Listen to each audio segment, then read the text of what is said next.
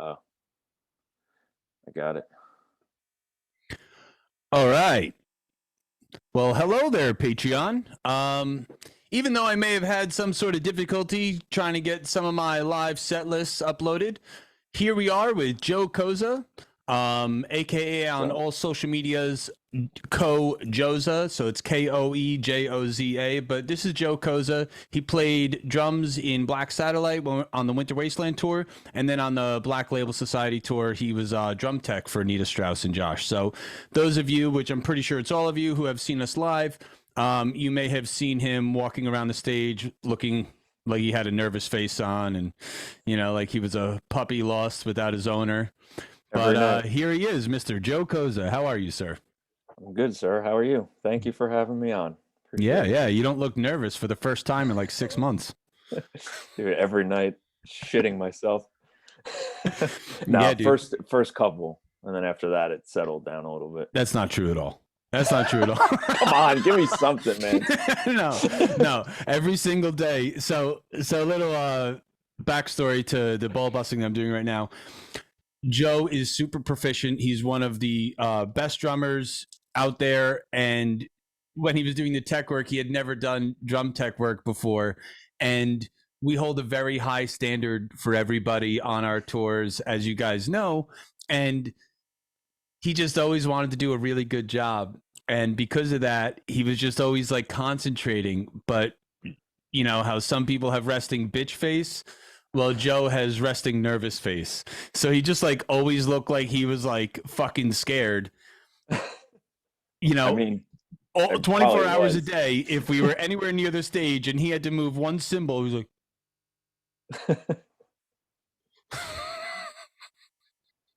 Or watching something happening, and I'm like, should I go now? Should I? Oh, I don't know. Should I go? like, yeah. And we'd be, Yeah, we'd be on the stage playing and I would just like walk up to him and be like, have some fucking confidence, dude. Like while playing, just like smack him in the ass, right? Anytime he had to run on the stage, I was always fucking with him. I was always walking up to him and just like, dude. Real quick, you want to hear something funny? I of came course. across a clip because I looked. I was curious. There's somebody did a took a crowd video of that last Black Label show, and I see myself go and fix. I think it was his left side crash, and sure as shit, you come up right behind me, and you lean down, and I think I can remember. I don't know what you were saying, like "yeah, fix it, bitch" or something. It was. I just started cracking up watching this. I meant to tell you that it was like you're standing over me, like staring, like.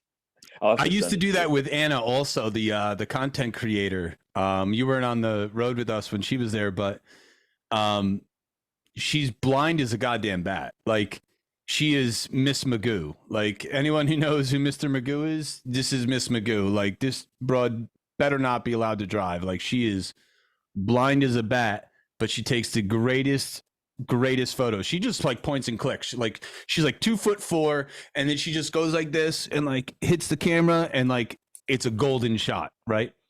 But she would come on stage and I would do the same thing to her. Like she'd be on the stage, I'd take pictures of Josh or take pictures of someone, and I would just like sneak up behind her and be like, boo. Like, because why not? I probably smacked you on the ass like 12 times during the tour, just whenever you were on the stage. Yep, yep, that definitely happened a few times. Yeah, Yeah, I dude. look forward to it every time. So first things first, you were never a drum tech before the tour with Black Label Society. So why don't you walk me through some of what you did to prepare yourself for the tour after you got all the checklists and to-do lists and everything from me, who's not the drummer. But what did you think when you got hired for this gig, and what did you do to kind of prepare for it? So the first thought, I guess, was, "Holy shit!" Because I've only ever teched for myself, so I know my setup. I know how I like everything. But now you instantly have to get into the mind of somebody who's not you, and also somebody. Drummers, like across the board, are very particular about everything. There's a lot of moving pieces. A Um, quarter, a quarter of an inch, yeah, quarter of an everything inch, man. is. Yeah, there's not. You're not just. I mean, guitar and all that stuff is super.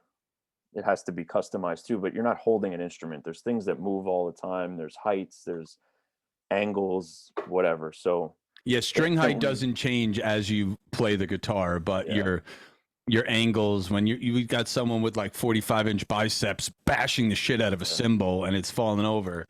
Yeah, yeah. it's got to be quite intense. So, what kind of things were you doing to prepare? So I first, from the last tour we did, I went in my memory about, because I had sat behind Josh's kit before at sound check and stuff. So pictured Got your what, colon tickled by the butt kicker? yeah, that the first time I hit that shit, I was like, especially some of those double kick runs he does, I was like, I don't know how the hell he has this thing turned up. But went into my memory and was like, all right, how does he play it? He plays his pedals backwards, just like general things to keep in mind. What does that mean? He plays the pedal backwards. I know what that means, but what? So explain what that means. So Josh is a righty, leads with his right hand. So usually your bass drum, you play with your right foot on your right side, towards the right side of your body. He has his bass drum on his left side, and he has his double kick pedals reverse. Right. So So his yeah, Josh dominant is a foot righty drummer whose drum set, like the kick drum part of is his half drum set, lefty. is set up like a lefty. Yeah. Yeah. So every day when you set that up, I've been setting up my own pedals for 15 years my way. Every day I'd have to say, all right, everything's the opposite. Like little things that aren't a huge deal, like, all right, what's the big deal? Set them up backwards. But when you're doing things quickly and you got to get on and off stage and whatever, it's like all that stuff matters. So before we left, I went into my head about as much of that as I could, watch some videos. He prepped me ahead of time on some stuff and just tried to think of as many things I could bring as possible, like little tools, extra drum keys, whatever. What kind of tools did you bring? I never ended up, one of the biggest things, I mean, it's not big, but one thing I thought of that would have been worked well, but they didn't fit his snare was something called rock locks. So they were made by this dude, Anthony Gazelle. He texts for Papa Roach, actually. So he works with Papa Drew. Roach? Papa Roach, yeah. Papa Roach. That's the way Drew would say it. Who Papa works Roach. for Papa Roach? He wouldn't say Papa Roach. He would say Papa Roach. Papa Roach. Papa Um, Roach. so they're basically these little plastic things that you put on your snare, tension rods around the kit, around the snare, keeps them in tune. So as you hit it, they don't loosen. Nerdy drummer talk, but long story short, would make my life easier. They didn't end up fitting the snare, but as many little things as that as I could think of.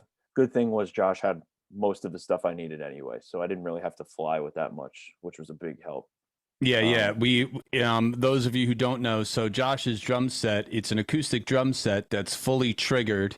That means that there's these little tiny almost kind of like microphones that go on each of the toms, and the kit would be, it would have drum mics on it and drum triggers on it. And so the drum triggers take the signal of him hitting the drum and it sends it to a little computer brain, and that triggers a sound sample. And Josh's live drums are a mixture of his acoustic drums mixed with the triggers. The reason why people do that is because drums tend to have a lot of low end, a lot of hum, a lot of like depth, and the trigger sounds tend to have a lot more high end. Now you can totally tune the drums, especially from front of house, on the board. You can tune them to sound more trigger like, but just like me with my bass signal, in a lot of the recordings I do, yes, I have my bass tone, which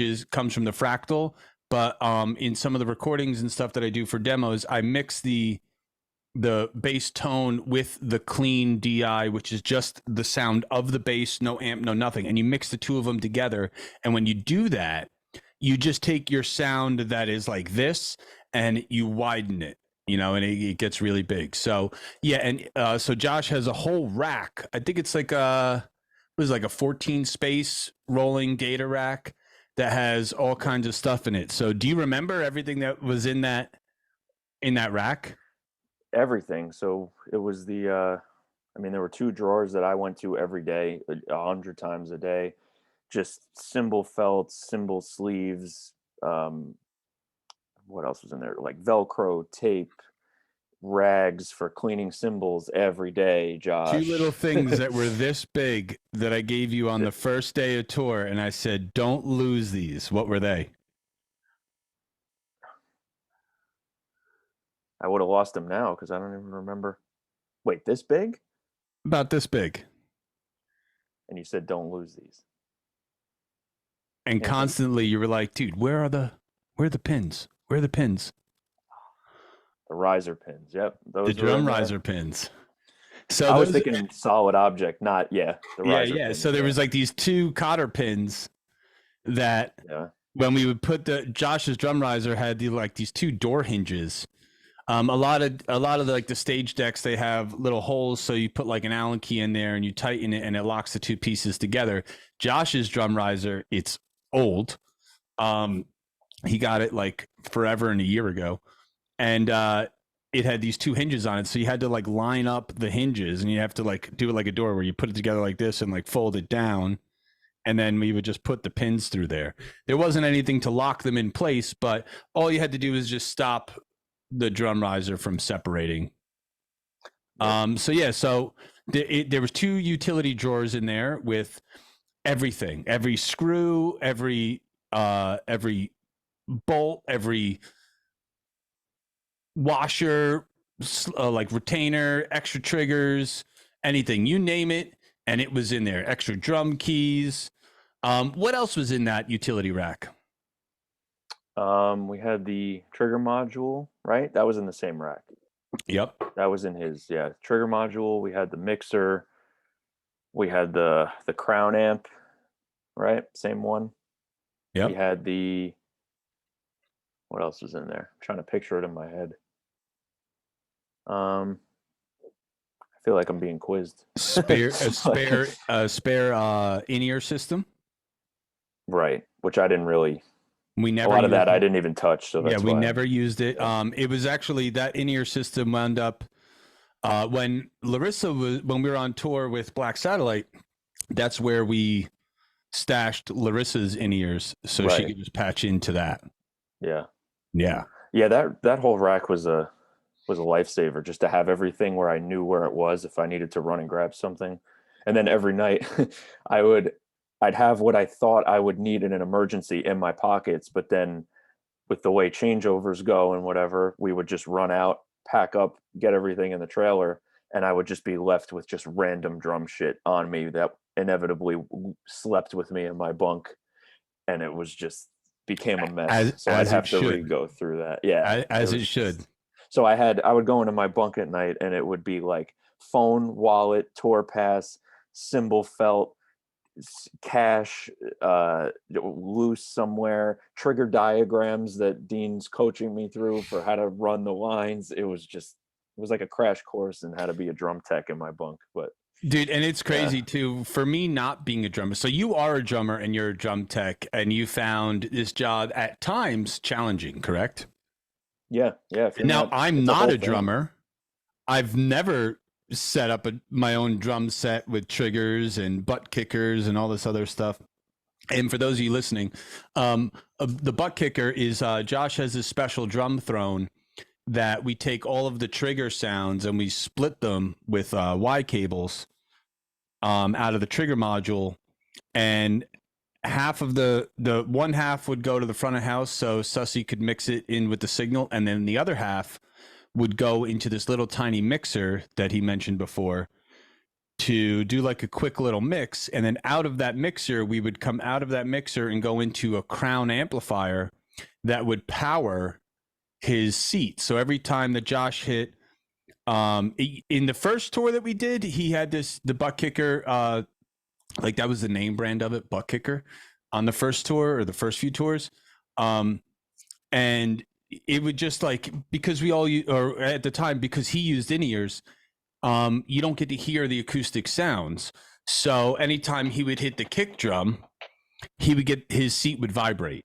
And then for this tour that Joe was on, we switched it to where any drum that he hit. So if he hit the snare, the tom, tom one, tom two, tom three, or the kick drum, whichever one of those acoustic drums that he hit, his seat would vibrate a little bit.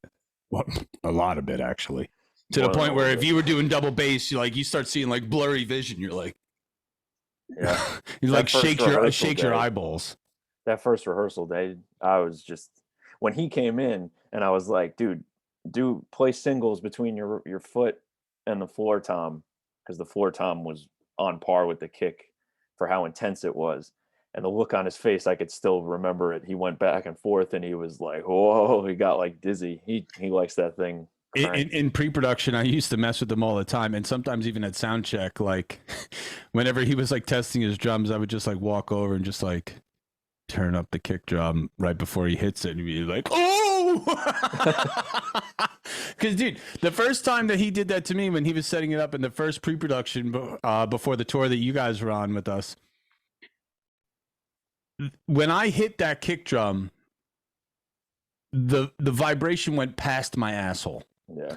Like on the No, I it's not an exaggeration. no, Like, and it's not an exaggeration. Like I felt my colon like vibrate, yeah, and I felt like I got raped. Like, I felt like I got raped, and that was that was crazy, like that type of feeling. But I guess like in the moment when you're playing and all the music's there, like it's probably all different, especially if you're moving and shit. Like it's probably yeah, not like all as intense as it is, but when you're just sitting there and you're just like boom boom boom, you're like, oh my yeah, Jesus.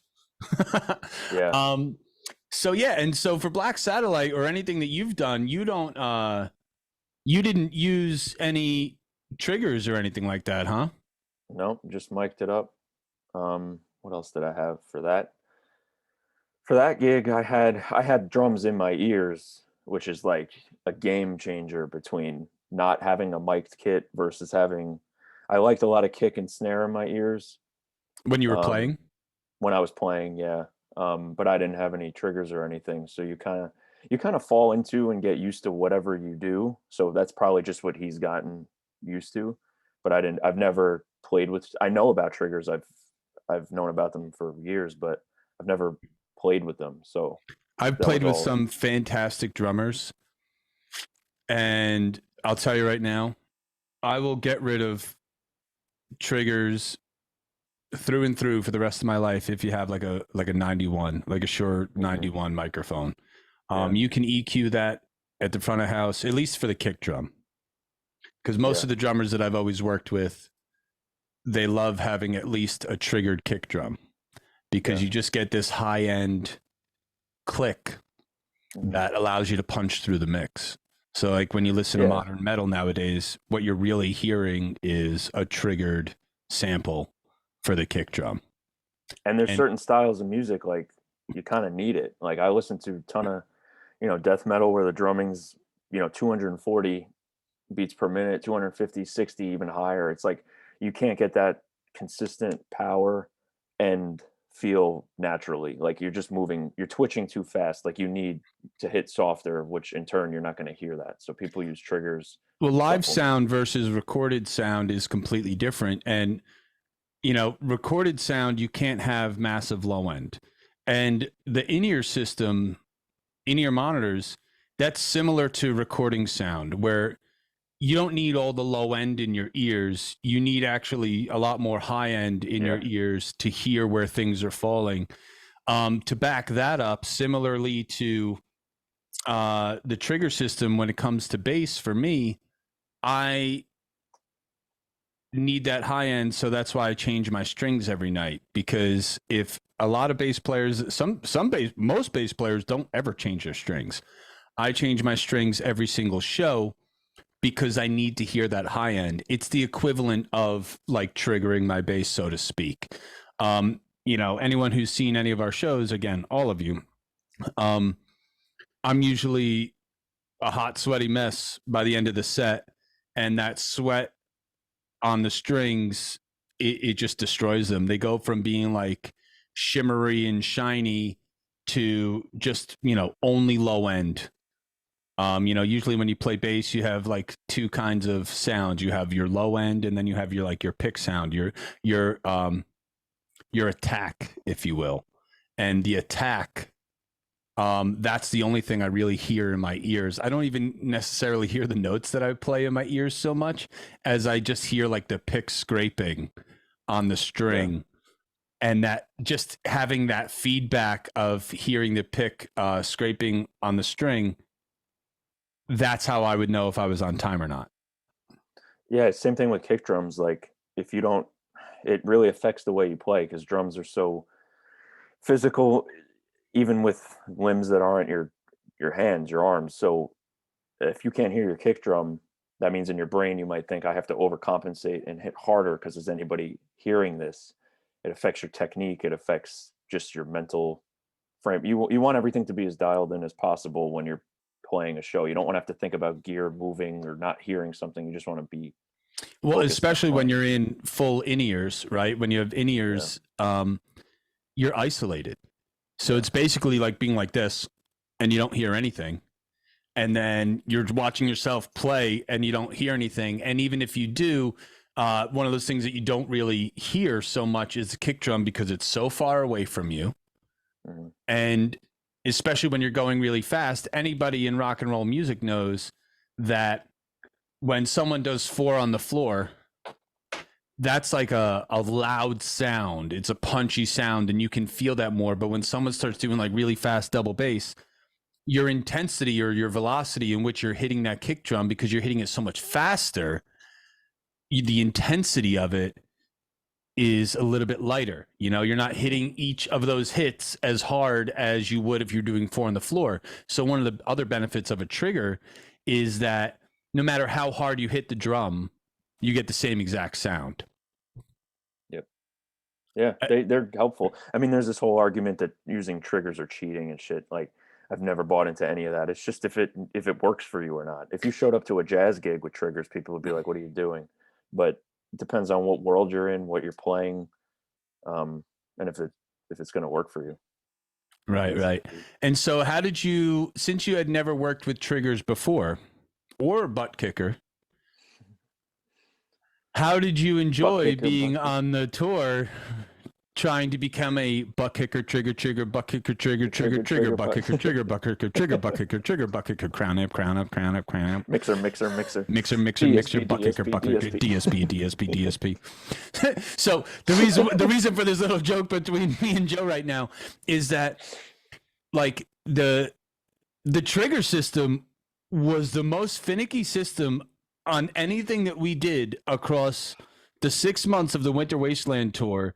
The trigger system, for all of its consistency, was the When it least worked, it consistent. worked. Yeah, but it was But the least consistent system on the entire tour. Because, yeah, like, yeah, one cable could go down somewhere in that chain, yeah. and then that's it. Like, you have no That idea. was 90% of the nervous phase, I would say. 80 to 90% of the nervous phase for me was just following that chain every day around lighting, around bodies, around cymbal hardware, like hoping that nothing, I mean, sometimes it was just like something this big that wasn't tight enough that was throwing the whole thing off. And when you're pressed for time and somebody else expects it to work and it's your job, you're just like, you know, you're crossing your fingers. But yeah, that just became, I use the words mixer, butt kicker, trigger more than any other word in my vocabulary for probably 2 weeks at least. Heard. Me three, dude. Me three. And Yeah. DSP is what is it? It's like digital signal protection. It's something that the Crown Amp had specifically that would roll off. It would be like a high pass and a low pass on the amp, so that way you wouldn't send extreme highs or extreme lows to the Porter Davies butt kicker seat because it was like it was like a transducer plate inside of the seat. So it was this little vibrating plate, which was basically a speaker. And when you don't have a real speaker and you have just like one of those transducer plates, any excess or bad frequency gets released in only one way, which we found out the hard way before you came on the tour, which is any of those extreme frequencies only get released as heat. So when we were at Capone's in Johnson City, Tennessee, I love that um, place. yeah, I Sick. actually, it mid set, I could smell Josh's drum throne burning. It smelled like a hospital on stage, and I knew exactly what it was. And in the middle of the set, I walked over and I just turned. It was before we got the Crown amp. We had this other called the bass block. It was a bass amp that we used to run just the kick drum through. And I walked over to it and I just turned it off, like right on stage. And the front house guy was like, "I just lost the kick trigger. Like I just lost it," because at that time that was like a major part of the chain, and I figured it was better to lose that sound in front of house than to watch our drummer catch on fire. One would And think, yeah. yeah, and then after that, that seat never worked again. It just burned up too much, and Porter Davies had sent us pictures of the melted seat when they took it, like the melted transducer on the inside when they took it apart. And so yeah, so the learning curve of the triggers, because like on all other tours that we've ever done with Nita Strauss, the only thing that Josh ever had going to the seat was only his kick drum. And on the Black Label tour in specific, that was the very first time that we had all of the drums going to the seat. So even at that time when I had turned the amp off, the only thing going to Josh's seat was the kick drum. So if it had been something where I like unplugged the mixer or something like that, or turned off the mixer like on the tour that you were on, because something like that was happening, we would have lost all the triggers. So or you know, if I had turned off the or at least Josh would have lost them all. But yeah, dude, that was quite a complex system. The butt kicker, trigger, butt kicker, trigger, butt kicker, trigger, butt kicker, mixer, DSP. Like, so it just got to the point where I felt like Rain Man, you know, with the conversations that you and I were having. And Yeah. yeah, I just felt like we should be like sitting in the corner, like fucking, you know, like twisting coins on our fingers and shit like that, and like having like Yeah. strokes and shit, because it's I feel like we spoke about the trigger system minimum 3 to 4 hours every single day, Yeah. every single day that entire Beyond the tour. show. I mean, we'd be going to bed your bunk was right across from mine. I feel like maybe it came up one time from around the curtain, like tomorrow when we set up the like it just Yeah, never stopped. You were making a sandwich in the front lounge and we were talking about triggers, like, but you learn a lot. Like that's how you learn ultimately, I think, is just like stuff that being you in it. expect to go a certain, yeah, you're just there's no choice but to figure it out and you have a limited amount of time to do it and you If just put anyone your head knows that, together. it's me, given Yeah. my current last gig. Yeah. Yeah, Yeah. that's true. Yeah. Yeah, it's just trial by fire, if you want to call it that. And again, never having drum teched. Uh, again, I guess I technically did for myself for like 4 or 5 months on the road last year, but it's definitely very different and getting used to that. And it's not just, I would tell people, it would come up, what are you doing going on tour? Need a Strauss drum tech, whatever. And like, oh, so you just like, what do you just set up? And I'm like, well, yeah, but there's a lot more to it every day than just You're setting up. basically a So personal assistant to the yeah, drummer all day long. that I would say it's tough to rank like in terms of hard work, whatever, like this more than that. But I would say arguably I worked harder teching for somebody else without playing than I did playing myself and doing all of that work for myself, just because of like things you need to anticipate and learning new things about other people's setups, like I was saying. I can 100% It's identify with that. So when I yeah, was doing that Demi Lovato gig, I will tell you right now, being guitar tech just for pre-production, not even for I did the Jimmy Kimmel Live performance, but just for pre-production, dude, being a tech, everybody's like, oh, you just like set up the stuff, dude. When you're a player, you work like 1 to 2 hours a day, yeah. maybe three, maybe four. When you're a tech, you work 8 to 16 hours every single day.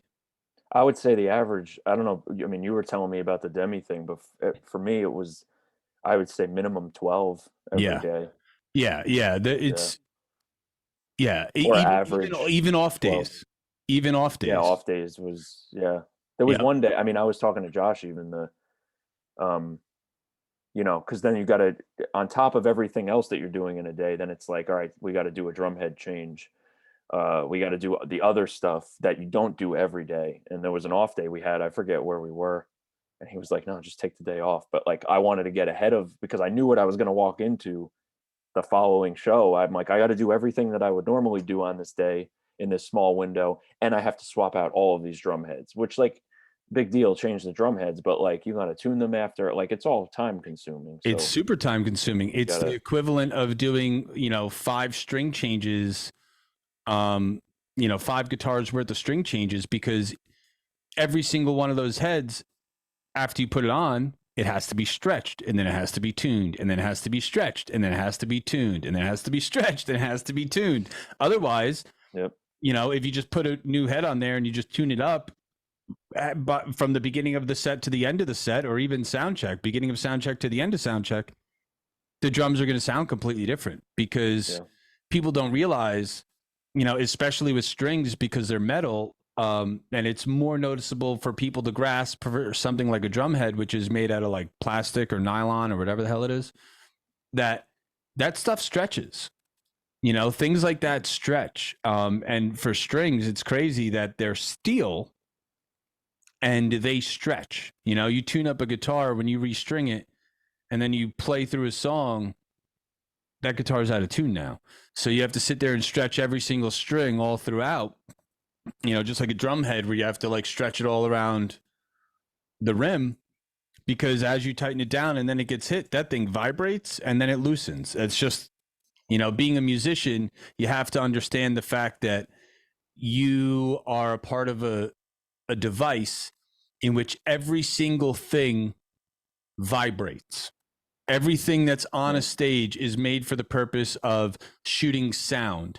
Short of a keyboard, everything vibrates. Pianos vibrate, horns vibrate, drums vibrate, guitars vibrate, and when things vibrate, they get loose. So if one thing, one screw, in one spot, if it's even just a little loose, completely vibrates loose by the time you finish playing a song. Yeah. I've had, even in my own playing, I'll like, you finish the set or whatever, and you're getting ready for changeover. I find tension rods on the stage sometimes. And one time I didn't, like, I think one came, I know which lug it is too, on my kit on the bottom of the floor tom. I didn't have an extra, I don't think I had an extra tension rod on me. And I was like, good thing I saw that there, because it does really affect your sound. Just because it came loose, I didn't check it before. I was lazy with myself because we were probably rushing or whatever. So What yeah. was the hardest and most taxing part about being a drum tech on a tour like that, besides the triggers? Like, I'm talking hardware, I'm talking setup, I'm talking, things like that. Like, what's the hardest part of a drum set? Like, if someone was looking to be a drum tech, what would be like the top 1 to 3 things that you had to learn as far as being a tech versus playing and like just taking care of your own stuff? I wouldn't say the gear, anything like any certain gear is harder than anything else. I think the quickness of how you do things is something that shouldn't be understated, as we always joked about, because drums are notoriously Oh, you mean because you earned the name Slow Joe? slow. Yeah, which, like, in reality, was I that slow? Maybe, but not not, not like compared to like normal people. yeah, Compared to like slow normal in this people, you sense. weren't slow at all. Yeah. Compared to the rapid fire that dude, and especially that Black Label tour. Those of you who don't know, after we played, we had 10 minutes to get off the stage. Even better, I was checking something in Master Tour. Some of them are 5 minutes. Well, we were So told 5 minutes every single day. We never got off the stage in 5 minutes, but we were never on the stage longer than 10 minutes. that's true. It was supposed to be, yeah, it was usually like 7, 8. Yeah, they right. gave us 5 Yeah. minutes, but that was a That's completely like impossible impossible. task. We had 100 cables on the stage. Yeah. Yeah. And the, Just if you depinned everything and moved it, it takes longer than 5 minutes. Like yeah. even if you just left the cables there, never you mind. And like those of you who didn't see, we would take these massive cables, like that drum set, right? That drum set had two overhead mics. Oh, you know what? I don't want to say it.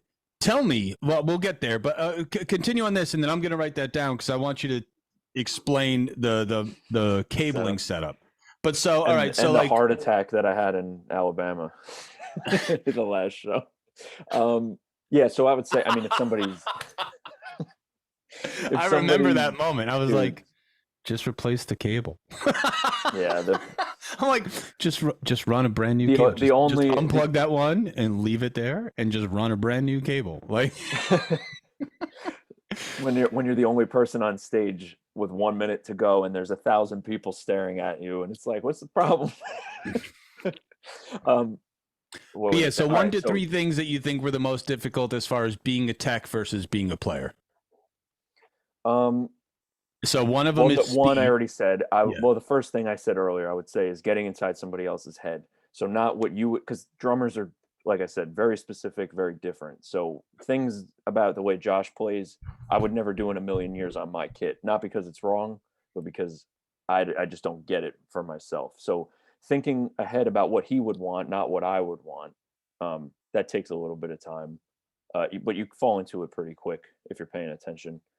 Um, Second thing is speed for because you're, I don't know how typically packs are done, but for us, I was the first one out, and we had to be the first. The drums had to be the first thing into the trailer at the end of the night, which means I needed to pack up the most amount of shit the quickest, which never happened.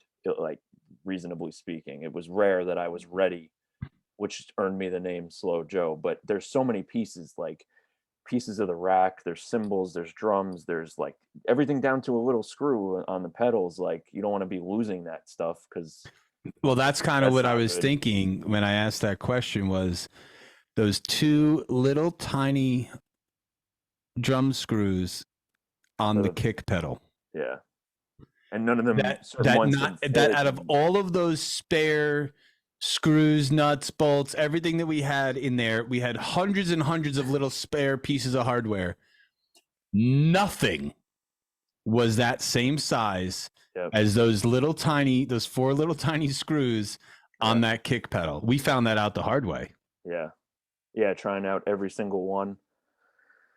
Just yeah, learning all of those little ins and outs, I would say. So and then combining that with speed and doing it efficiently. It takes a little bit of hitting a stride with that until you're really comfortable with it. Um, and again, for yourself, I've been setting up my own kit and tweaking it for, I've been playing about 15 years now, give or take. So I have experience with that for myself. I don't have to think about what I want necessarily, even if it takes a little bit of time to tweak it.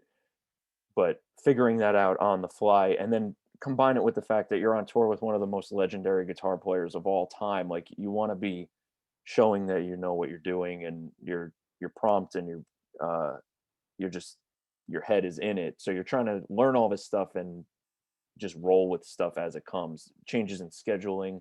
That's the other thing. I guess that would be the third thing is just in general, player or tech, just know how to like adapt on the fly and be like, all right, well, today I thought I was going to have an hour to do this job, but now I have 20 minutes and you can't do a goddamn thing about that. You just have to do it. And rather than crying about it to somebody who's not going to care anyway, you just do it because that's what you're being paid to do. And you're like, at the end of the day, I'm here messing with drums. I'm not sitting in a cubicle, so it's really not that bad. And just keeping that attitude up, um, which kind of is an indirect way to answer that question, but I think No, it, that's good though. Well, so that adds a whole other element to it is the headspace that it takes to be a tech. or just be on the road in general. Honestly, Right. Well, just but it's that's a one whole thing other if you're thing. setting But up your own drum set and again, something happens, you're not really like thinking about it. And plus you're like at the kit. So like if something goes wrong, like you see it because you're there. But when you're off, where you feel it, yeah, yeah, or you feel it, right. But if you're off to the side of the stage, yeah, you don't know. You can't physically see if like not all the time. Sometimes you can, but you can't physically see like if the kick pedal comes off, if the Yeah. drive shaft comes off the kick pedal or something. Yeah. You don't always get to physically see that because there's so many cables, there's so many drums. There's a drummer There's who's like lights. 4 feet wide with his biceps, like. Yeah, there's a lot going on. There's not always a lot of space to hang out. Most nights I had a clear view of Josh, so I would like just kind of keep an eye on. I knew if it was going to be a good night or not by the second song. Like every time I predicted this is going to suck tonight gear wise or it'll be good, I was right. It's just a feeling you get. So trying to find a spot where you can hang out and be ready if he needs something to run out and do it, and then combine that with running out to do it and making sure I'm not running into you or Nita or Johnny because everybody's running around doing their thing. They're not concerned about whether or not the Yeah, we're tech not has to exactly come on. Alice in Chains. If you have to come onto the stage, it's like playing Frogger. You're like Yeah, avoiding always head moving stocks and shit. And like, yeah. yeah. There was one time, I don't know, I didn't almost collide with Nita, but she saw me coming and we kind of did this dance around each other. But it's like I don't want to interrupt the show that's happening, but something needs attention in the moment, and he can't do it because he's got to keep going. So Right. Yeah, and so that's another thing. It's like we were in this scenario different than what most bands are in because, well, not most bands, but most up and coming bands, because we played to the computer. We all had click tracks in our ears, as well as all the other sounds, sometimes vocals, sometimes whatever, like vocals that were played from like the computer and stuff for Dead Inside. And there's so much going on that, yeah, like everybody's in their own little bubble and we're all running around again, not like Alice in Chains, anyone who's seen us, we're quite animated. I always see improvement for things that I could do myself, as far as like performance and everything. But yeah, like we're always giving it our all. And yeah, for sure, every night. when you're giving it your all and you're stuck to a strict time code of a computer, Yeah, that's the it's not purpose of a stopping. tech, is that Yeah, the people on stage, they can't stop, even if they have to mime it. Like even if my bass were to go out, I have to keep playing, and then the tech has to swap the amps so that way it's just seamless.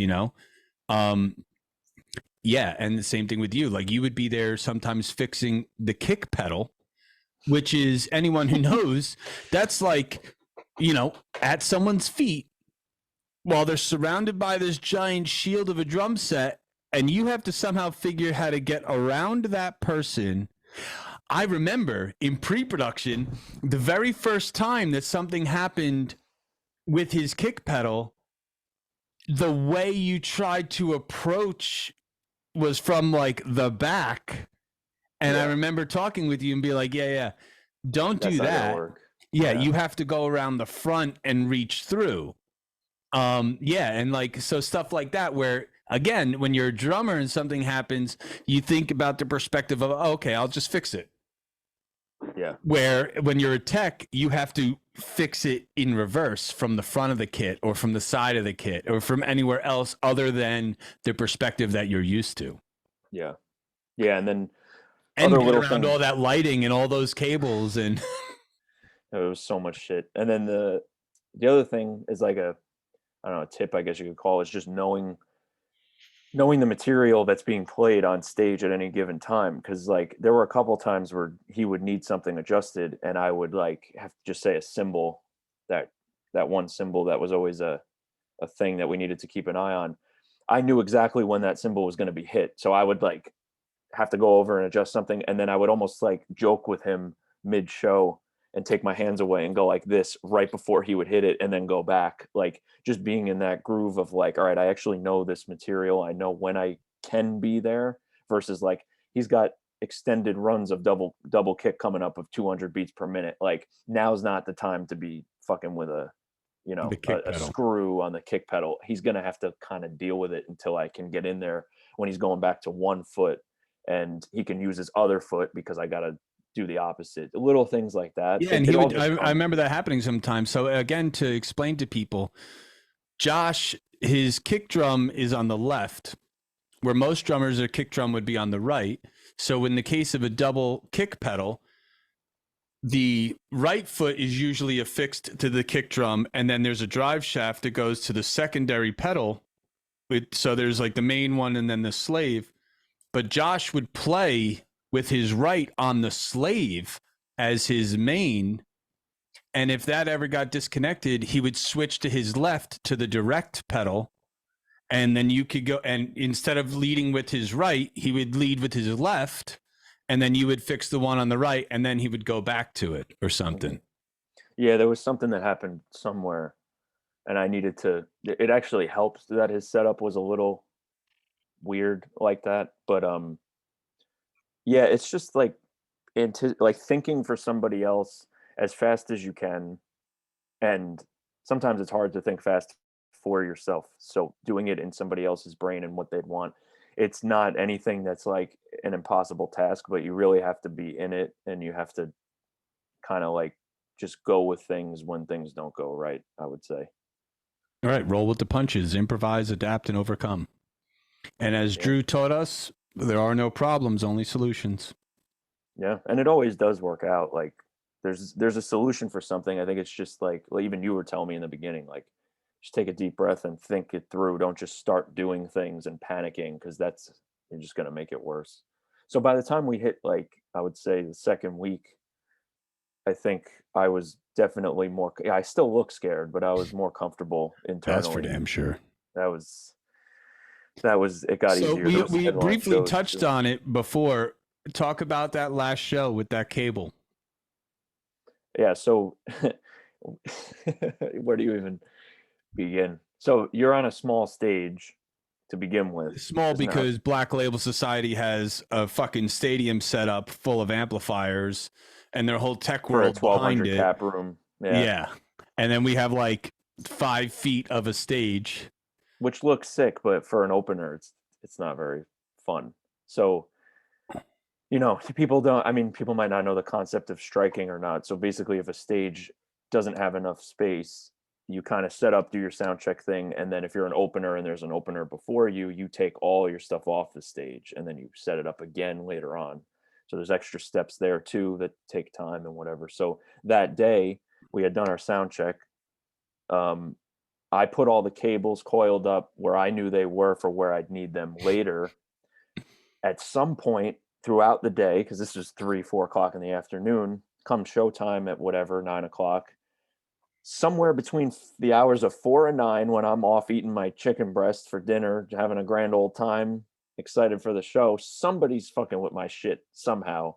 All these cables just get Someone moved. either tripped on them or picked them up and moved them or Yeah, something. totally unorganized. And we had a couple of broken XLRs at that point. So we were borrowing Yeah, house cables. last day of the tour, we had spent 5 days off because of a bunch of canceled shows. We haven't really even seen the gear in a few Yep. days. Like it all just sitting in the trailer. Yeah, Yeah. So we borrowed, I think, 2 or 3 cables from the venue that day. So they're not marked the way we usually have them marked. So in my head, I knew where I put those cables and what I'd right. That need was the them thing is for. all of our cables on the ends of them. When you have to strike the kit, if you mark all of the cables, Tom 1, Tom 2, Tom 3, kick drum, snare, and then the trigger lines, like right, Tom 1, Yeah. Tom 2, Tom 3, kick drum, snare. Um, when you go and have to get a house cable, it no It's longer just, has your labeling on it. And I do yeah. remember we had to do like 2 or 3 cables from Yeah. the house, which now you have no idea which one is what. Yeah.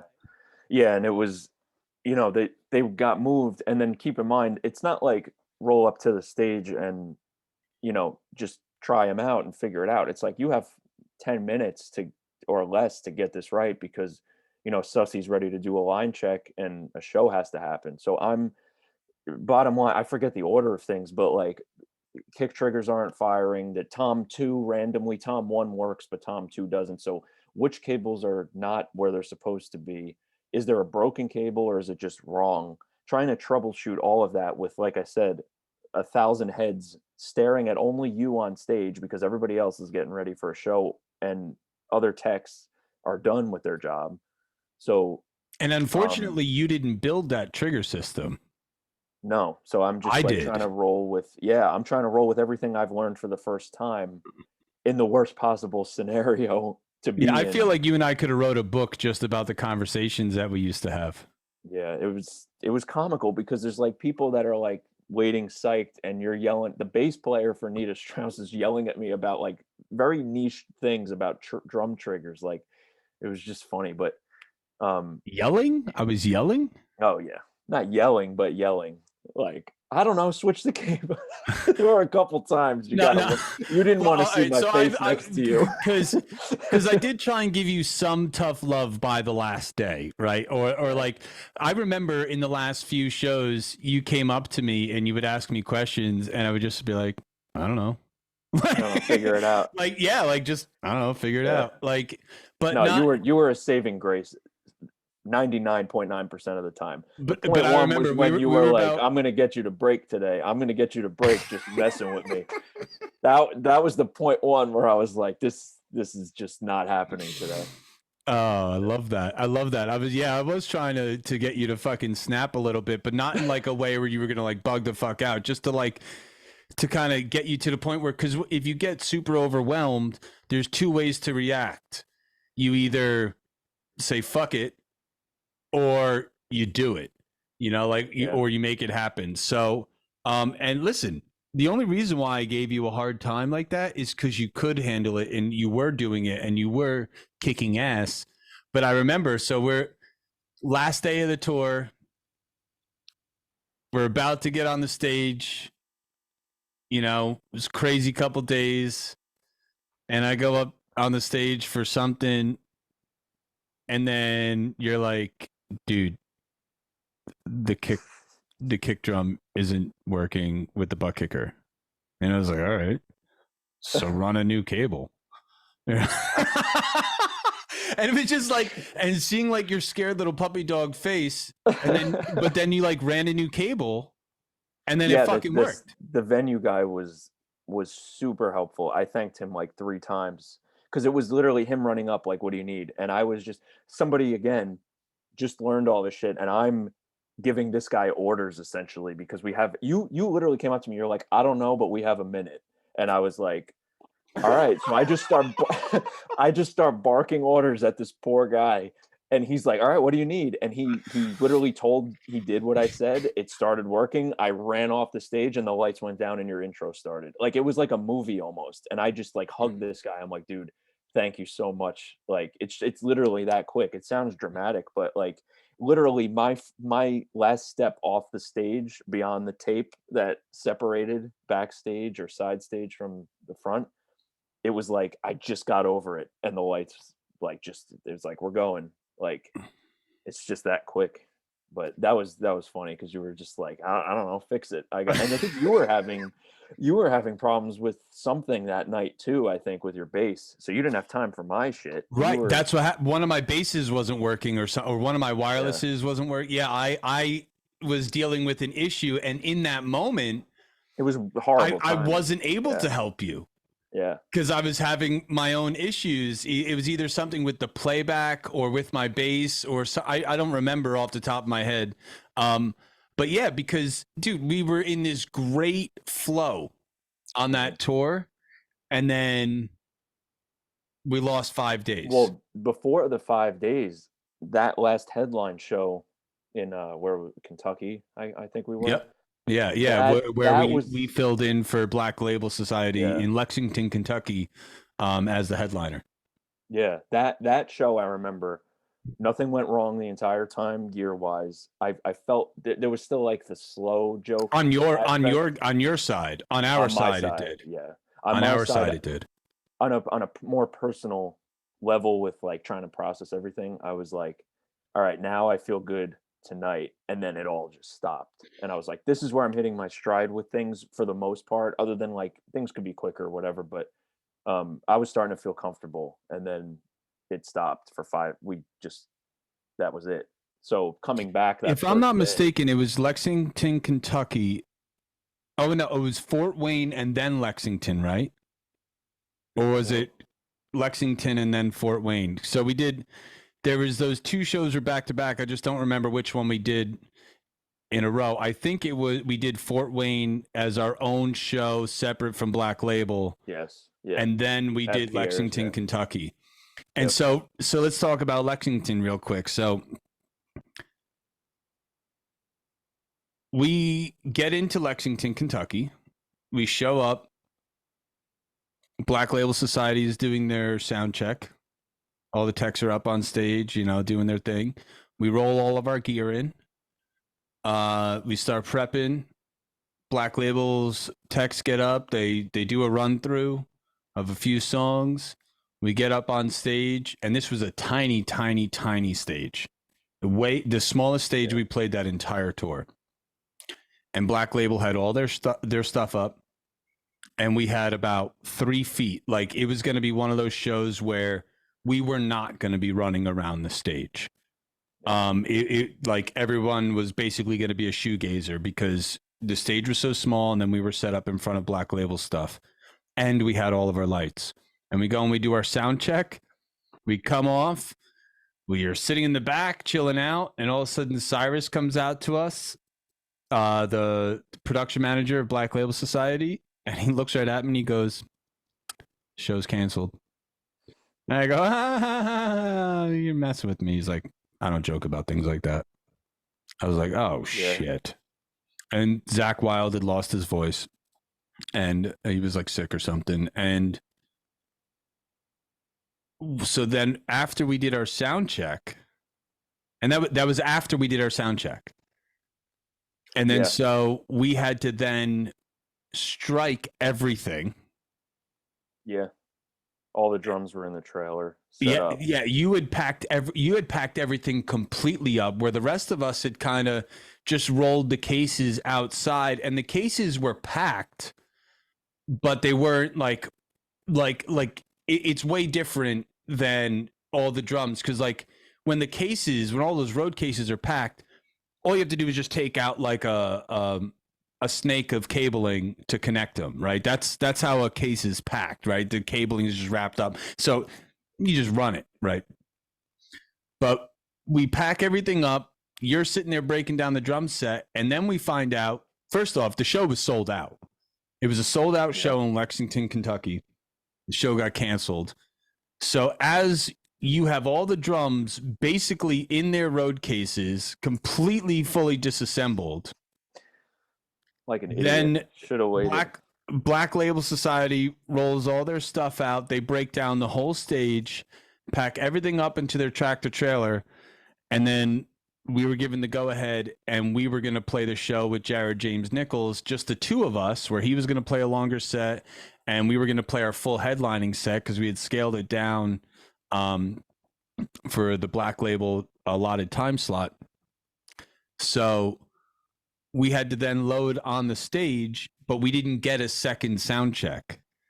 We only got a line check. And the difference between a sound check and a line check is a line check, you go up on stage, bass rig's hooked up.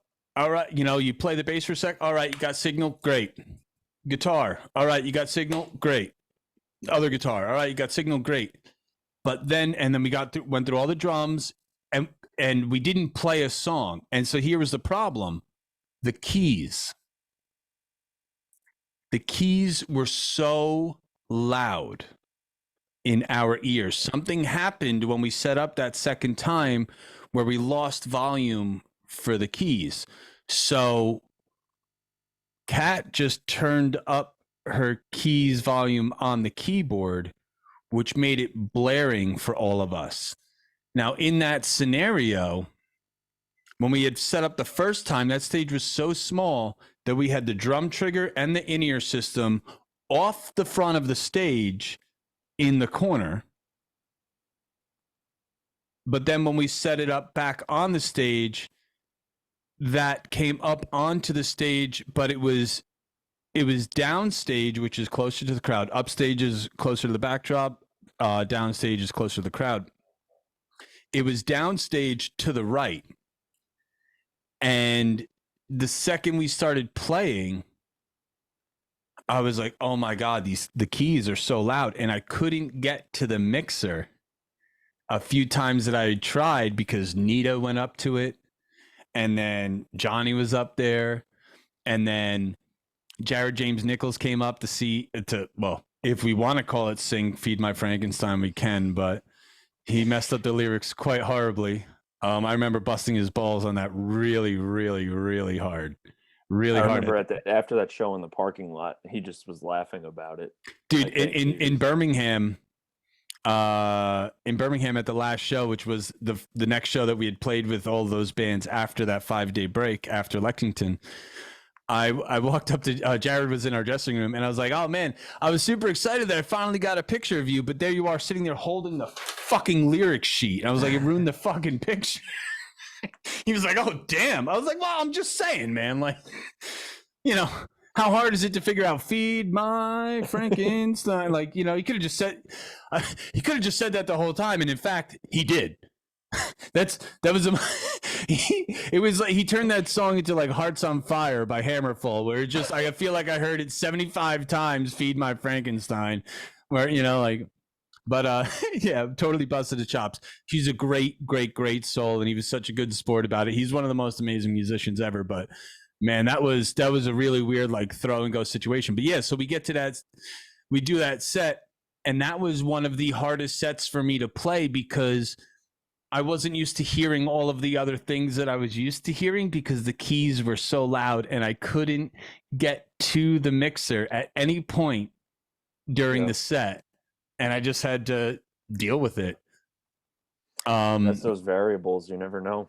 Every night it changes. And another thing, Jared was messing up the vocals, and because I was so usually for Feed My Frankenstein, whoever comes up to sing with us, I usually have those vocals off.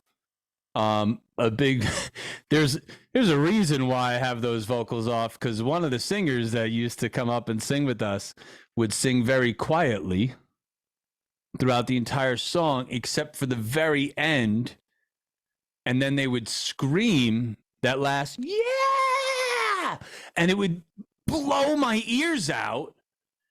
And I'm sure you know who I'm talking about. But couple ideas, couple 2-3 ideas, and so because of that dichotomy in the volumes, I would just always have the vocals really low, so that way when that time came for that last scream, it wouldn't blow my ears out. But because a huge fan of Jared, I wanted to hear his vocals, and he was messing up the vocals so bad that I couldn't get to the mixer to turn them down. So that was one of the hardest shows for me to play, that Lexington, Kentucky show. See, I had no idea. Everybody's like in their own zone dealing with what they have to deal with. And then after that show, I think everything was just so like up in the air, and we were hanging out with the Black Label guys and whatever. So this is the first time hearing most of this from you. I think I didn't even know that happened. In my world, I was just hanging out. I was like, nothing's breaking. Josh is killing it. Whatever. And also at that Lexington, Kentucky show, Jeff Pitts had given me his bass. Oh, right. That was that night. And what happened that night? Parking lot party? Dude, everything. And so like on top of all those other things that happened at this show, I tried to bring this bass up for the last song, a bass that I had never used before. I had never sound checked before. This is, again, it's like the perfect storm of things. And I just put a fresh battery in that bass, and I don't know, I walked out on stage and it didn't work. And it wasn't my wireless pack. There was something wrong with it, and it didn't work. And so I grabbed this bass to play it for this dude who had given it to me to play, because it was another Ibanez BTB, and they're so hard to get your hands on. I really wanted to play it for him and take that bass of his and play it live, because really he was trying to give me the bass because I was having such a hard time getting another bass. And anyone who's seen me live can tell you that my basses get treated like Josh's crash cymbal. Like, I beat the shit out of them.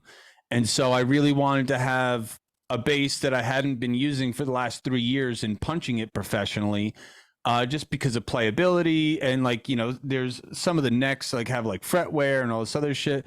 And so I grabbed this other bass to just play one song with it so that way I could give it back to him.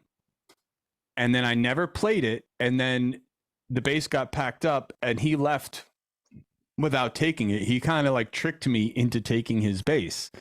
Um, but yeah, it was like a perfect storm of all kinds of shit Yeah. like that happened that show. And if you were in the crowd, you didn't know of any of that stuff. Yeah.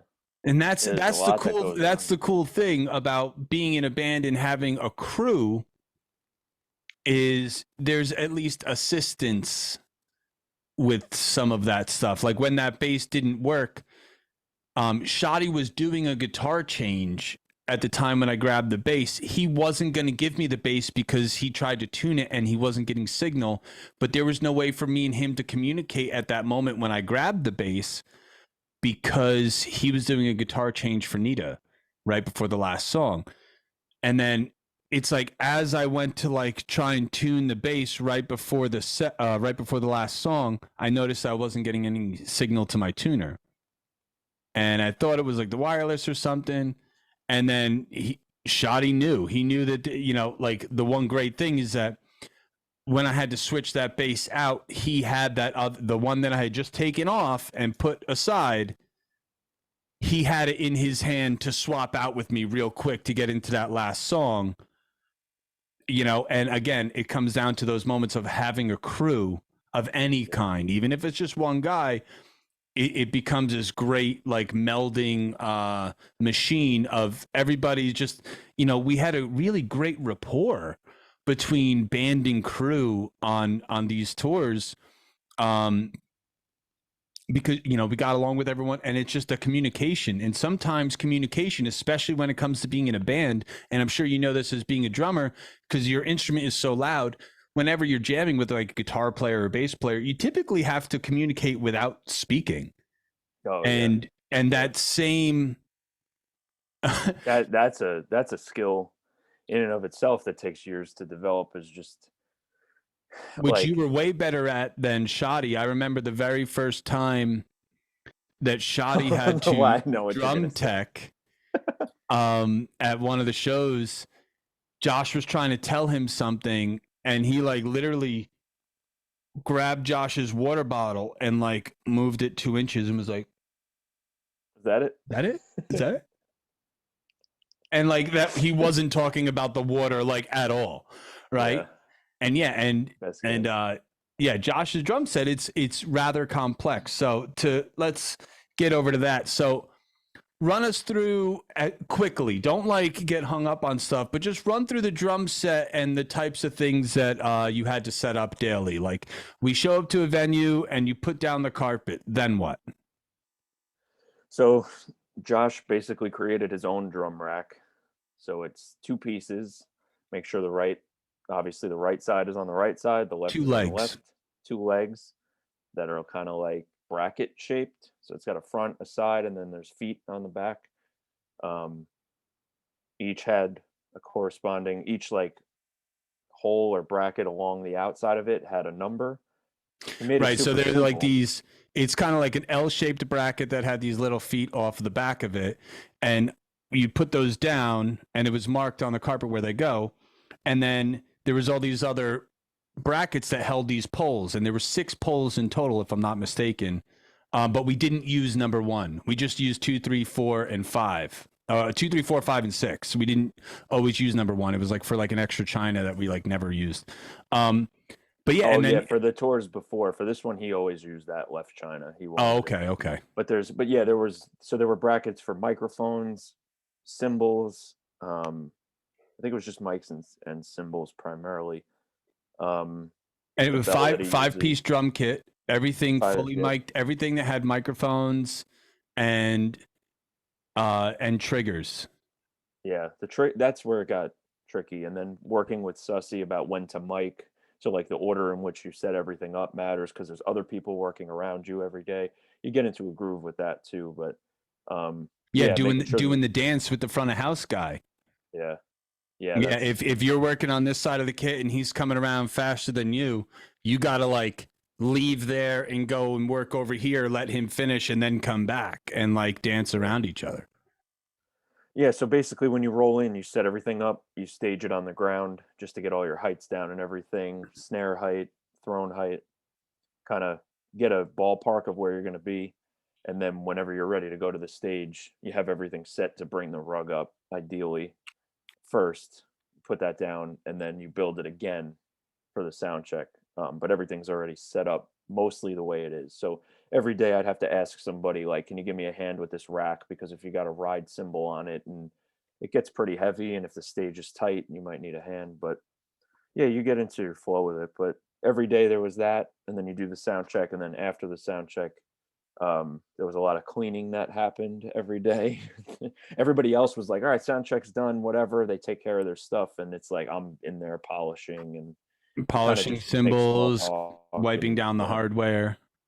yeah, a couple days I would, kind of hang out with Jared. If he was doing his sound check, I would do all the cleaning and talk to Dennis, his drummer, about stuff. Or because we toured with John Five together, so I knew those guys already. So um, it was cool to catch up with them again and be in the venue. Anything that has me around that whole vibe of all the pre-show musicianship, hanging out and talking about stuff, like it was a cool place to be anyway. So you kind of just get into your flow with that, and then that's pretty much it. It's a lot of little things that add up to become one big long day with a lot of stuff that you have to check off as you go.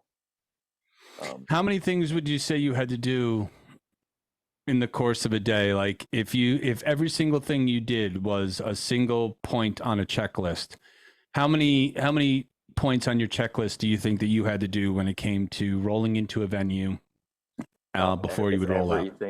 if everything is on the list, I mean hundreds. If you really hundreds of things every day, making sure that you even just remembering where you put things to make it easier for the next day. You want to have everything organized. Um, like you were saying, don't put one thing down to then have to pick it up and move it again. You just want to put it down once. Like just from the to, setup to, to the to moving explain to to explain that real quick, one of the conversations I had with Joe was, um, it's a different school moving like that. So we had to, like, if you would take the snare drum off the stand and put it to the side, right? We were trying to develop a system where the only reason why Joe got the name Slow Joe wasn't because he wasn't doing things fast.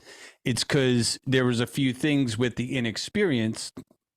You had more steps than you could have. Mhm. So it's like when you take the snare drum off and then you put it down on the floor, well, then you have to then pick it up and then bring it outside. Where if you just take the snare and hand it to someone and go bring this outside, then it just goes, right? So Yeah. it's like you turning these two steps into one. And it was just like getting that system together. And then also just variables. And this is another thing worth mentioning, but just for people curious or wanting to do this, it's just all the things that you can't predict for because it changes every day as far as what you're what you have access to in a venue. So like every day I would do everything having to do with anything drum related. And then on top of that, Josh likes to douse himself in water, and he wanted a bucket next to him with ice for cold water during the set. What if the venue doesn't have a bar that I can get to get ice? Because if you get it too early, the ice is going to melt. If you wait too long, you can't get there. If there's a crowd full of people and you can't get there easily, so like towels, ice, water. Where are you getting the water from today? What are the towels going to look like? Just like little stupid things that, like, if you're not on top of it, you're going to miss it. And then it doesn't matter why you missed it. All he knows is he's on stage and he doesn't have water, and it's your responsibility. So you're just trying to think 10 steps ahead while you're doing 10 things at a time.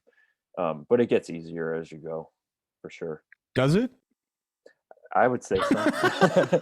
I mean, it's easier. It doesn't get easier, but you know how to think faster is what it comes down to. I think like day one, I was like, oh fuck the towels, but day five, I'm like, yeah, and you got to get the towel. Like you're already thinking about that ahead of time. Do you remember the first show at Black Label Society?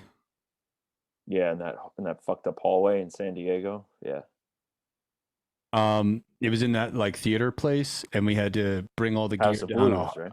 Yeah, I Yeah, guess so. We had to it was a bring all the House of gear Blues. down Yeah, the elevator. yeah, that was fun. That was a nice trial by fire, if you want to call it that. Dude, that show, we're all sitting there ready to go on stage, and Josh is nowhere to be found. And Forgot about that. I Yeah, ran from the stage, which was not a short distance. I had to run up and down stairs, a few flights of stairs. I'd run all the way up the stairs, go around the corner to the bus to find out that Josh wasn't there, because I think at the time he was like taking the elevator down. that Right. venue was confusing as hell. It was like a maze to get through to Yeah, begin with. and I ran all the way up and found out that Josh was not in the bus. To run all the way down, full speed, through a crowd, getting to around the corner to the stage. I felt like I had just run a mile. Yeah, And then it was like, all right, grab your bass and get on. yeah, And I remember that that day I was like, and like that was probably the most intense of the shows for me, just because like I took the stage at what felt like 200 miles an hour, where yeah. usually you're like getting in the mindset, you're hearing the intro and you're like gradually getting into it, and then you blast out, right? But like, yeah, my heart rate was already elevated, and then I played a set for an hour solid, or 45 Yeah. minutes or whatever it was. Yeah, that was Yeah. an intense show for me. Yeah, that was the first one. So it's I think everybody was like, "How's this gonna go?" It's the day one tour thing where you're like, everybody's feeling everybody out as far as process, and it's new, and you're working out kinks and stuff. So add that It's to it. been a rolling joke since the very first tour, where on the Guitar Collective tour, Josh used to come inside 35 seconds before our set time, which would give the entire band, especially Nita, massive fucking anxiety. Yeah, Because yeah, and then so to kind of combat some of that, Josh and I started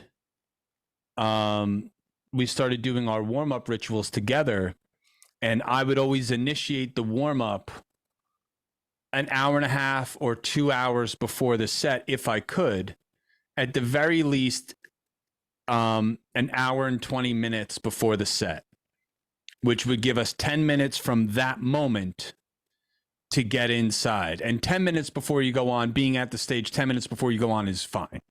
Being on the stage 30 seconds before you go on, not good. yeah, And yeah, and so we kind of combated that, and then it was like that first day of that tour, it was like, oh my god, here we're doing this again. And it was like, because Josh and I just separated, and it's because the distance was so long, and again there was two ways to come through, to get through the venue. One was this service elevator that someone else from the venue had to operate, versus just taking the stairs and running through a crowd. Both were equally just as long. yeah. One wasn't shorter in time than the other. Um, but yeah, that was quite intense that day. What was your favorite show that you did with us?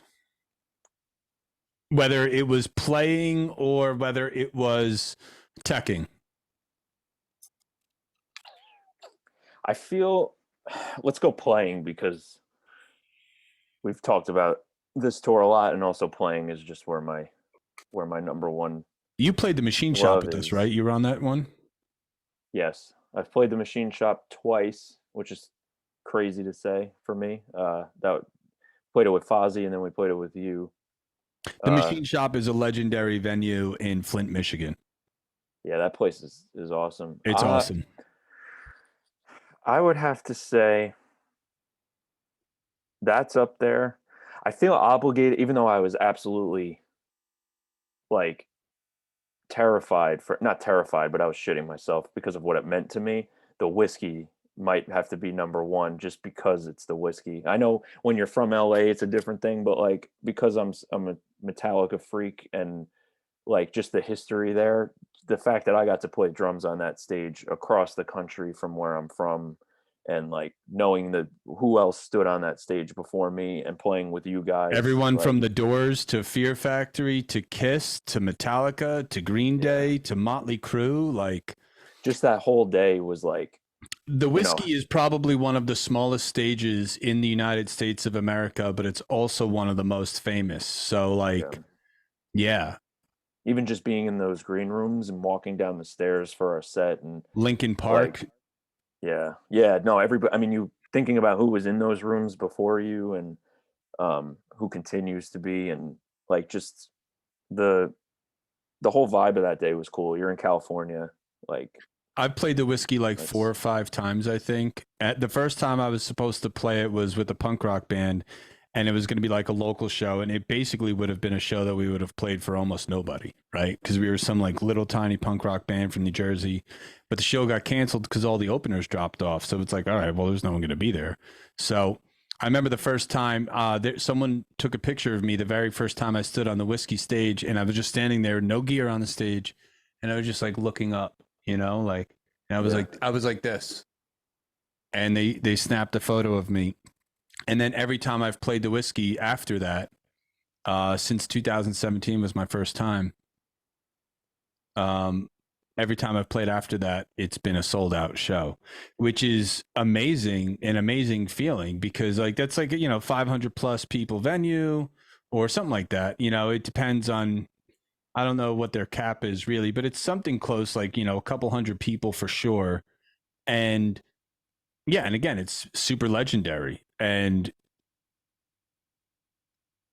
yeah, and now, so twice fold what it's like to be in an opening band where the entire band's gear is set up in front of you, at least from perspective of the two of us working together, where you always had to set up your drum set in front of Josh's drum set. yes, And then you were on a tour with us where then you had to then set up Josh's drum yeah. set in front of someone else's drum set. I've always been, yeah, that position. That's why it was funny too, because you guys were talking about that a lot every day. Like, oh, we're not headlining this time; it's different. And I was like, this is business as usual for me.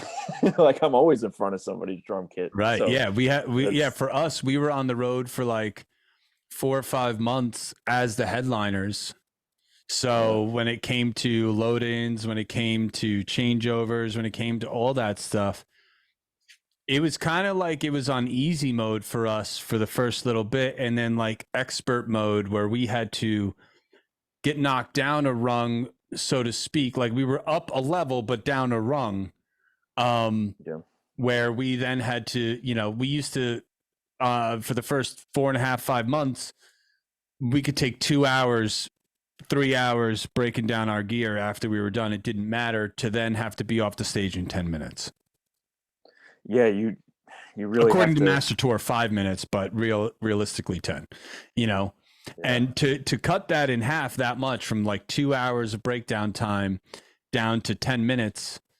And I remember Casper, Wyoming,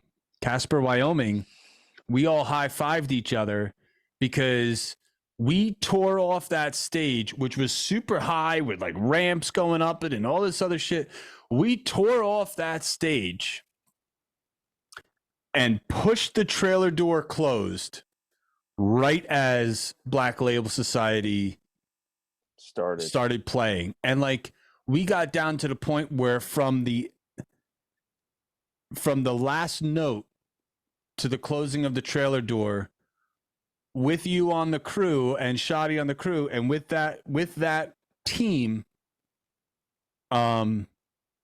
we got our breakdown down to 30 minutes, which is unheard of. I've seen so many bands that could never do that, especially with the amount of gear that we had. Because like we had a full lighting rig, full arena size lighting rig, in-ear system, these complex triggers. Like we didn't have amps, so to speak, but we still had these things that were in place of amps that still had all the same amount of cabling going to them. If you have a guitar head and a cabinet, there's still a microphone that goes to it with the microphone cable that goes to the front of Yeah, house. Well, when you have these amp modelers, there's still the microphone cable, like it still goes there. So it's like that doesn't really change. It's just there's less stuff on the stage.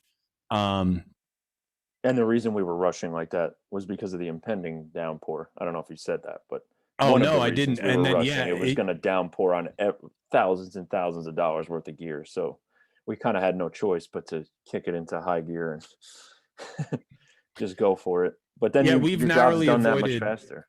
we narrowly avoided rain on a few shows throughout that tour that were outside and stuff. Being in the winter on the Winter Wasteland tour and playing outside at a few shows, screw that, man. Like my least favorite shows to play are those that are outside. And because no matter how hot it is, a breeze will come through. And for me, especially when I played guitar, bass is different because it's just less overall movement, as far as dexterity goes, where I could just slide between notes more so than I could on guitar. But that breeze that'll come through and like cool down my hand, like I hate having cold hands when I play. Well, you asked about shows I liked. The old Gas Monkey in Dallas, the outdoor one, whatever it's, I forget what it's, amplified. Um, Amplified live. that was one of my favorite shows, but it was also not the most fun because it was cold. So like same thing, not cold, but it was That was your favorite November. show because that speaker almost. Oh man. Yeah, we won't talk about that. But that was that because that venue I've watched. Hold So on, many... I'm going to address it. I'm going to address it. Yeah. So Black Satellite had this front of house guy / monitor guy, Adam, and there was this one speaker on that stage where it's just like it was right at the right height where if you were walking past it, you were gonna bash your head. And Adam, the front of house guy, it was so bad. dude, I felt so bad for him. It was so much blood. Like he was like setting up and he hit his head into this speaker that was suspended and he just bled all over the place. Like I had not seen something like that happen on the road, I don't think ever, where it was just so much blood. So Yeah. he just bled all over the place. Yeah. I forgot. Yeah. Yeah, that show, it was, I've watched so many bands play there online and stuff, and bands that I look up to, and then to be able to be there was cool. The outdoor vibe was cool. We went to Bucky's that night. That was cool. I met Josh for the first time that day because I was setting up at Soundcheck, and the first thing he said to me was like, "You were wearing a Sepultura shirt the other day," and I was like, "Yeah," and then we just started talking. Yeah, well, That that's happened the that key to day. his heart. Yeah, exactly. Started nerding out over Chaos AD and why it's good, and yeah, that day was really cool too. But yeah, the cold thing, like getting your hands warm and like being able to do the same things with your smaller the smaller parts of your fingers and stuff, all the Yeah, nuanced stuff. I was wearing fingerless gloves at that show, and I wore them for the next few shows because it was so cold. And I've never ever in the hundreds of shows I've played for thousands of people, I've never worn gloves like that. And I could not wear those gloves. Like it was so cold that the rest of the band took the stage with like coats on. If you look at pictures of Oh, I remember. Johnny, Yeah, if you yeah, look at pictures of Johnny in that, he's wearing his leather jacket while playing guitar. Like that is not comfortable, dude. That's yeah, not comfortable. And I didn't. I refused. I was like, yeah, I'm not. I can't go up there wearing a jacket because I know that I'm going to sweat my ass off. yeah, And yeah. at the Other than time, I that, still had hair, so um, I knew I was going to be drenched in water and shit. yeah, So yeah. We had some the good second I times. got off that stage, I put my coat on. Yeah, yeah. That was because you're right by the water there too, going through small body of water, but wind with that, and I think it got worse as the night went on. Obviously, we were out pretty late there. Yeah. And that's really hard for someone like Nita too, who has to play a million notes Yeah, with frozen fingers. Like Yeah. Oh, you anyone who guys doesn't did know, when the your hands are cold, they do not move as fast as when they're warmed up. Like yeah, this, no. you freeze up more. Like your joints move slower. You guys did the domination cover that night too. The end, the breakdown, and that was cool. I Yeah. was watching that night. Most Yeah. nights I did when I could. Every Texas show that we've played except for one on the last run or whatever. Every Texas show that we've ever played except for one, because we just forgot about it. We do domination, the domination breakdown, where the set ends and then I play the bass line and then the whole band kicks in with like that little ending breakdown. It's great. Yeah, that was cool. Yeah, there was just one time when we forgot Yeah. because I don't know, it's life on the road gets crazy sometimes. Forget where you are sometimes. I never know where I am. Yeah.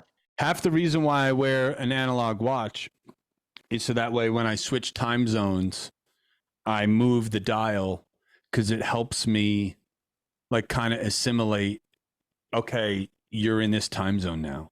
Because people don't You're realize when you go on the road, if you're not doing the driving, especially on a bus tour, like you go to sleep or even on a van tour or bandwagon, whatever. But like if you're not doing the driving, those time changes mess with you because you go to sleep in one state in one time zone, and when you wake up, you physically don't know where you are, and you physically don't know what time it is. Like yes, phones nowadays it's different because like phones like automatically update. But even in like 2013, when I started doing national tours, um, sometimes you get into like that different time zone or like real close to it. Your phone doesn't always change right away, well, to be or it honest with wouldn't. you, on that tour, not to cut you off, but perfect uh continuation of this, I guess. I had a problem with my phone on that tour. It wasn't updating the time. So I had to do that. I tried every setting. It wasn't doing it. So every time I have to like, all right, what are we, is this mountain or Pacific or whatever? And sometimes it's a, you're not really too sure. It might seem obvious, but like you're just on the cusp or something. And like I'd wake up. There were a couple times I would wake up and I was like, great, I'm up at this time. I got time to like get a lift in, take a shower. And I'm like, oh, I have 1 hour less today. I'm not doing any of that. Like, like because somebody told me when it was already too late, they were like, oh no, dude, it's 11, not 10, and or something like that. Right. It's kind of, and you don't know the difference because you're in a parking lot somewhere like you were the day before, and like you just woke up and whatever. So Yeah, one of our hacks that we do on these Nita Strauss tours is most of the people on the bus have Planet Fitness memberships. So since we don't need hotels since we have a bus, um, so a lot of the times we would wake up being parked in a Planet Fitness parking lot rather, and I remember I got snippy with Gideon, who was our driver the tour before you came on, the third leg of the Winter Wasteland tour. And he hated going to Planet Fitnesses in the morning, and I used to just give him shit. And he was a big dude. His name is Dan, and he was a singer of the band Gideon. oh, I was gonna say, Gideon, is it Yeah, the yeah. His Gideon? name is Yeah. Dan. We called him Gideon. Um, and I called him Line Dancing Dan because he always wore like ostrich cowboy boots and like alligator cowboy boots. So I called him Line Dancing Dan. But um, yeah, he hated bringing us. Like he hated going to Planet Fitnesses in the morning and like not like pulling rank, but it's like, dude, you know that you're like getting paid by this business, right? And this business, a part of our game plan is to go to Planet Fitness. Like, yeah, you get a hotel where you get to shower, but you don't sweat all day. We do. And I remember, Planet Fitness is a game changer. dude, Where are you gonna go? there was 5 days. There was 5 days on that tour when he did not bring us to a Planet Fitness and we didn't have showers. And dude, listen, I'll deal with all kinds of crap, but I want a shower. I won't eat for the day. It's fine. I don't need to have food. I just like to shower, dude. I just like to shower. The last thing I like is to go up on stage not feeling good. So one thing that I really like to instill is I like to take showers before I go on stage, or before I work out. I like to, when I sweat, I like to sweat clean. I don't like to be smelly and then sweat. Yeah, I don't like that. That's a me thing. Some people are different, but I personally don't like that. makes Um, sense. so all right. So enough about all this touring crap. So you learned what it's like to be a guitar tech. You've been touring for a little while, so you know what it's like to be a player. Um, you've been a hired gun and you've done some session work with some people, and that's something that you're looking to continue to do, huh? Yeah, it'd be cool to play with some new names, and I like I listen to a ton of different. I mean, I specialize, I guess, rock metal, but like, alternative rock. I listen to a bunch of music. I like playing a bunch of music. I like meeting a bunch of new people. I like always checking out new stuff. So Do trying you to play just any throw, instruments other than drums? no sir, just drums. I'm a Do you do caveman. any like do you specialize in any kind of like studio work or anything like that? Not really. I mean, I've done stuff for people here and there. Really, just I like the live. I mean, tracking is fun, but I like the live aspect the most. The energy of live, the whole experience, whether it's local or like on a tour or something. So when you're Um, not on the road or you're like just working on with the band or whatever, right? Um, how do you make money when you're at home? so I've been teaching drums. Usually, I've worked in marketing. I still work in marketing. I do a bunch of advertising stuff, digital marketing stuff, Way and to I also sell it. teach. Trying to downplay. Trying to downplay. If This is somebody a needs digital podcast, dude. marketing, Don't downplay fucking nothing. I am the world's leading expert in Google Ads pay-per-click advertising. No, yeah, my bass player and I, we run somewhat of like a consulting business for bands, help them put their music out, get more listeners organically, not just throwing money at ads, kind of figuring out a holistic approach to bring in new listeners that are going to care about you. We just worked with one band out of Buffalo. They saw really good results. So we're trying to kick that up a bit more. What'd you do Um, for them? Basically, just they had a song that was pretty good, and they didn't know how to get it to reach more people. So we just kind of did a first time consultation call with them, and we said, "Hey, my band now, Advents, we uh, tested a lot with our first couple songs, and we basically brought our findings to them and said, "Hey, try this, this, and this. We can help you." They trusted And us. what did it boost? Like YouTube plays? Did it boost Spotify SoundCloud primarily, plays? Spotify? What? Spotify Oh, okay. and Spotify primarily, and music I'm videos. pretty sure I So said Spotify, but go ahead. Spotify, Spotify. Spotify. um, yeah, so Spotify was their main goal, so we put that at the top, which should be most people's main goal nowadays, in my opinion. And then the music video thing. So they saw good results. We got them like I don't even know how many X more than what they got in the past with their other releases. So they're happy. So we're trying to build that a little bit more. I teach drums a few days a week. I got about 20, 25 students now, all different ages, anywhere from 5 to 55. All at that Um, place that shall not be named.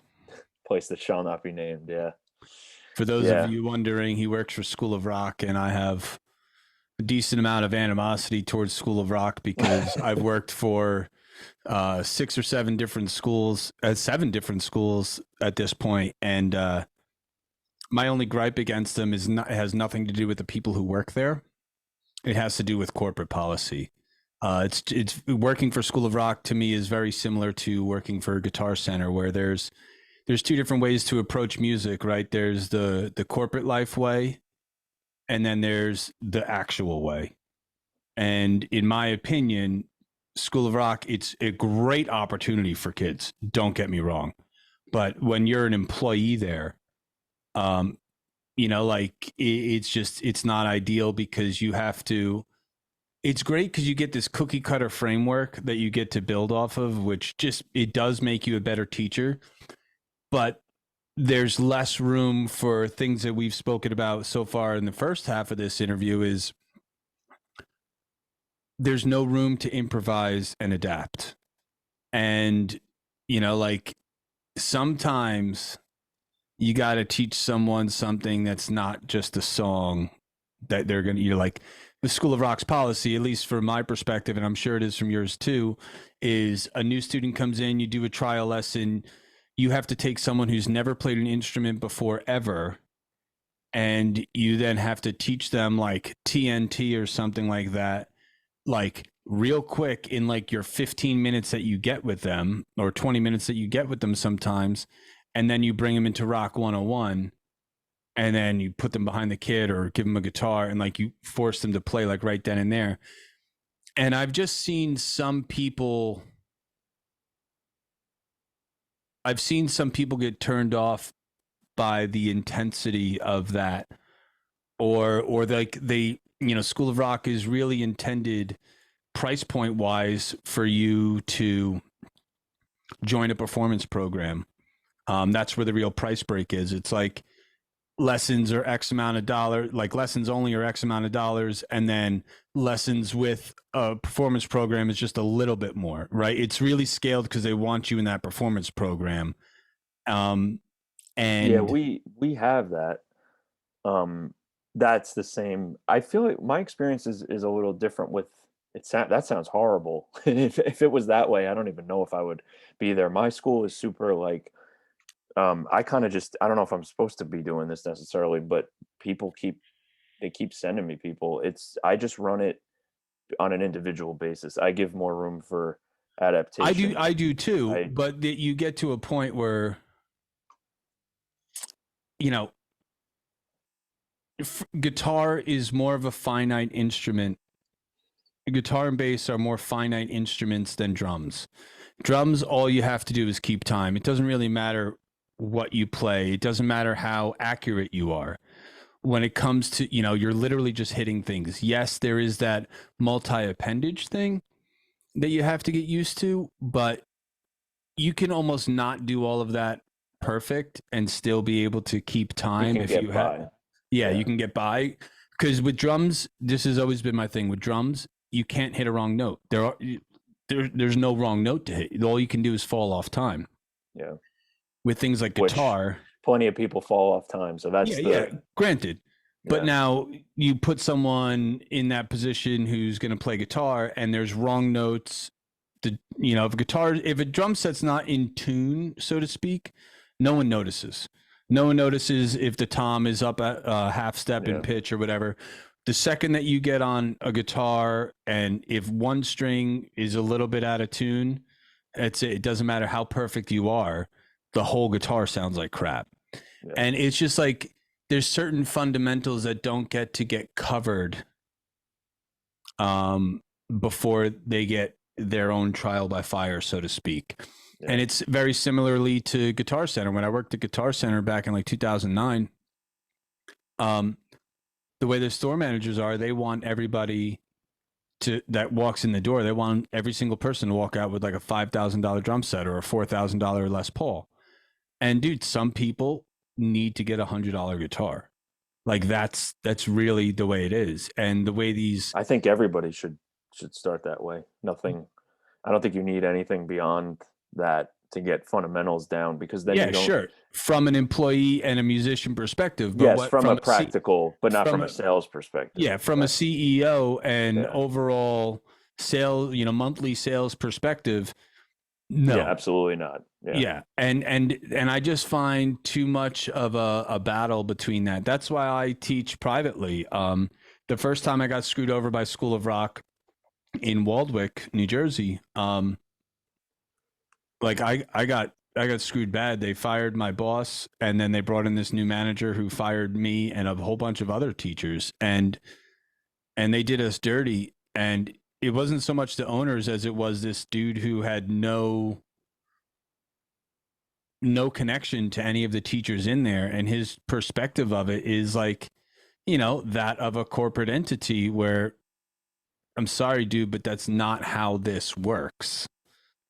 Like, it's not how this works. Music is a creative, um, it's a creative outlet, and it's an individual basis.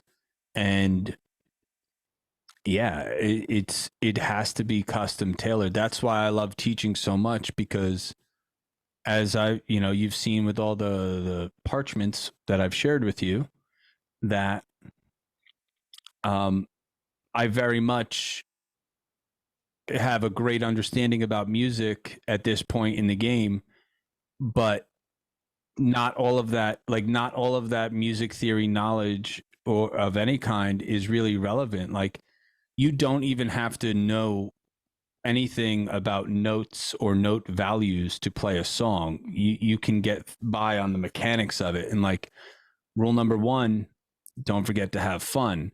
And if unload a whole bunch of music theory jargon on top of someone who's just trying to play an AC/DC song, like, you physically don't have to know anything music theory related to play an AC/DC song on any instrument. You don't. You don't have. Eddie Van Halen knew nothing about music theory. Dimebag Darrell knew nothing about music theory. Misha Mansour, the guitarist of Periphery, knows nothing about music theory. Those three dudes write some of the hardest songs on the planet to play. And some of that beauty comes from the fact of not knowing the theory. Yeah. And that's why I was always apprehensive about music theory. Even as a teacher, when I first started teaching, I knew nothing about music theory. I only started taking deep dives into it because I would come across students who were quite advanced, and I had to be more advanced than them. That's And always a tricky thing when kids come in and you're like, I they're have to. better than you. Yeah, it's very like, not that I am by no means anywhere where I want to be as a drummer, because there's always improvements. But when you're the teacher, you're like, all right, I'm pretty confident here. And then a kid comes in. I had to sub for this kid once for another teacher, and the kid, like, he was like dragging behind the beat on like these crazy hip hop like grooves and stuff. And I was like, dude, I'll be honest with you, this is speaking another language from what I work on. Like, and there were things that I could improvise on and show him, that were the same but also a little different. But it's humbling when you're like, shit, this kid is like onto something, and you're like, I got to work on some of this stuff Yeah, for that's one sure. of those battles of a teacher that I learned, is when you would come across a student who, maybe had like classical training or something. And I learned how to play music in the streets. You know what I mean? I learned how to Yeah, play music in punk rock bands and black metal bands and shit like that, where, I learned how to do it by doing it. yeah, I didn't learn how to do it and then do it. I learned how to do it by doing it. So, yeah, one of the great things about being a good teacher is taking your knowledge. Like, I would get kids who could do like 6 scale runs.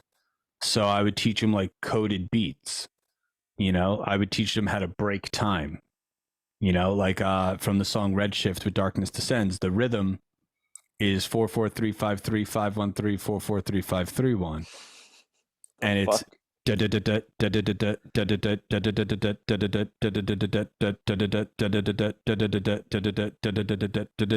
and then repeat that. Like, you have to remember that number Yeah, sequence, and then you have to get those mechanics out. And I don't care. Steve Vai comes in. It's going to take him. It's going to take him a yeah, minute. yeah, You know what I mean? It's going to take him a second to get that. And I would rely on some of that stuff that, again, I learned unconventionally. So I would love to throw some of my unconventional methods on these kids. And even as I started getting deeper and deeper into theory, I kind of always kept this reserve of, I never wanted to only write a song based on a scale, right? I always wanted to write music that sounds good, that I like the way it sounds. That song that I sent you, um, uh, what the hell did I call it? The More I Fall or something, Yeah, something like that. I don't know. I think so. Yeah, everyone on Patreon's heard it. Their Patreon has heard it. On that song, there's a spot where like these octaves are crawling up, and it's like chromatic, and it gets like chromatic at one point, and I didn't love the way it sounded, and I almost re-recorded it, but then I just put this guitar lick on top that kind of like glued it all together, and it didn't sound as wrong because I gave it something for the glue, and like I gave it something to glue it all together, and it's like those ideas, um, like sometimes they get hindered. Like I wouldn't hit those notes if I knew not to hit those Yeah, yeah, notes. And even though I know not to hit those notes, I've never detached myself from that because for me, music always comes down to one thing. Does it sound good? All the yeah. rest of the shit doesn't matter. You know, Steve Vai is one of the greatest guitar players that will ever live, but he doesn't write all of the best songs on the planet. He may be a phenomenal musician, but Green Day's Good I mean, Riddance, look at Good Riddance, Time of Your Life. yeah, or even like a band like the Ramones, one of my favorite bands of all time. I heard them from age 4. None of them knew how to play their fucking instruments before they started, and they're not doing anything that's crazy, but the songs stick with you. They have so many hits, and it's like they're not doing Those anything who that's are the best crazy. musicians are not necessarily the best songwriters. Yeah, In my punk band, Darrow Chemical Company, the lead singer, he plays guitar, but he's sure shit isn't no Steve Vai. He couldn't play a single solo that's not on a Misfits record. You know what I mean? And those are like barely even solos. And he couldn't play any of that shit, but he writes great songs. Songs that when you hear them in their full unit, um, they sound great. Like that song that I sent you. It's like it's not the hardest song. I've absolutely written harder songs than that. I just gave you a riff that I numbered out and gave you the beats. And that's infinitesimally harder than that song that I just, recorded the demo for. But I like the way that new song sounds. that's all that Like matters. yeah, Yeah, it doesn't matter all the in-depth stuff to it. I'm a songwriter. I love writing songs. I love coming up with riffs. I love, stringing and stitching chords together with melodies. And it doesn't all have to be the hardest stuff on the planet. I just like to make it sound good. and the other And thing is you don't have to make it sound good for everybody. You need to find the people that want to connect with it. That's what kills me when you're online and it's like people are like, this sucks, and then somebody's like, well, let's see you do better. It's like, well, I can judge this. Nobody has to write their own album to judge somebody else's art. It's subjective. Don't consume it if you don't want it. If the songwriter connects with it and other people are going to connect with it, it's all that matters. There's no like objective, this is good or bad. Like a perfect example, I talk all the time. I will defend uh Saint Anger to the Death, Metallica. I think it's objectively the album sounds like shit, but when you look at like, where they were in their career, what the no, songs it meant does. to him. The album doesn't sound like shit. I The mean, album, they just turned and they turned down the bottom mic of the snare drum, took the or snares off. probably had the room mics Yeah.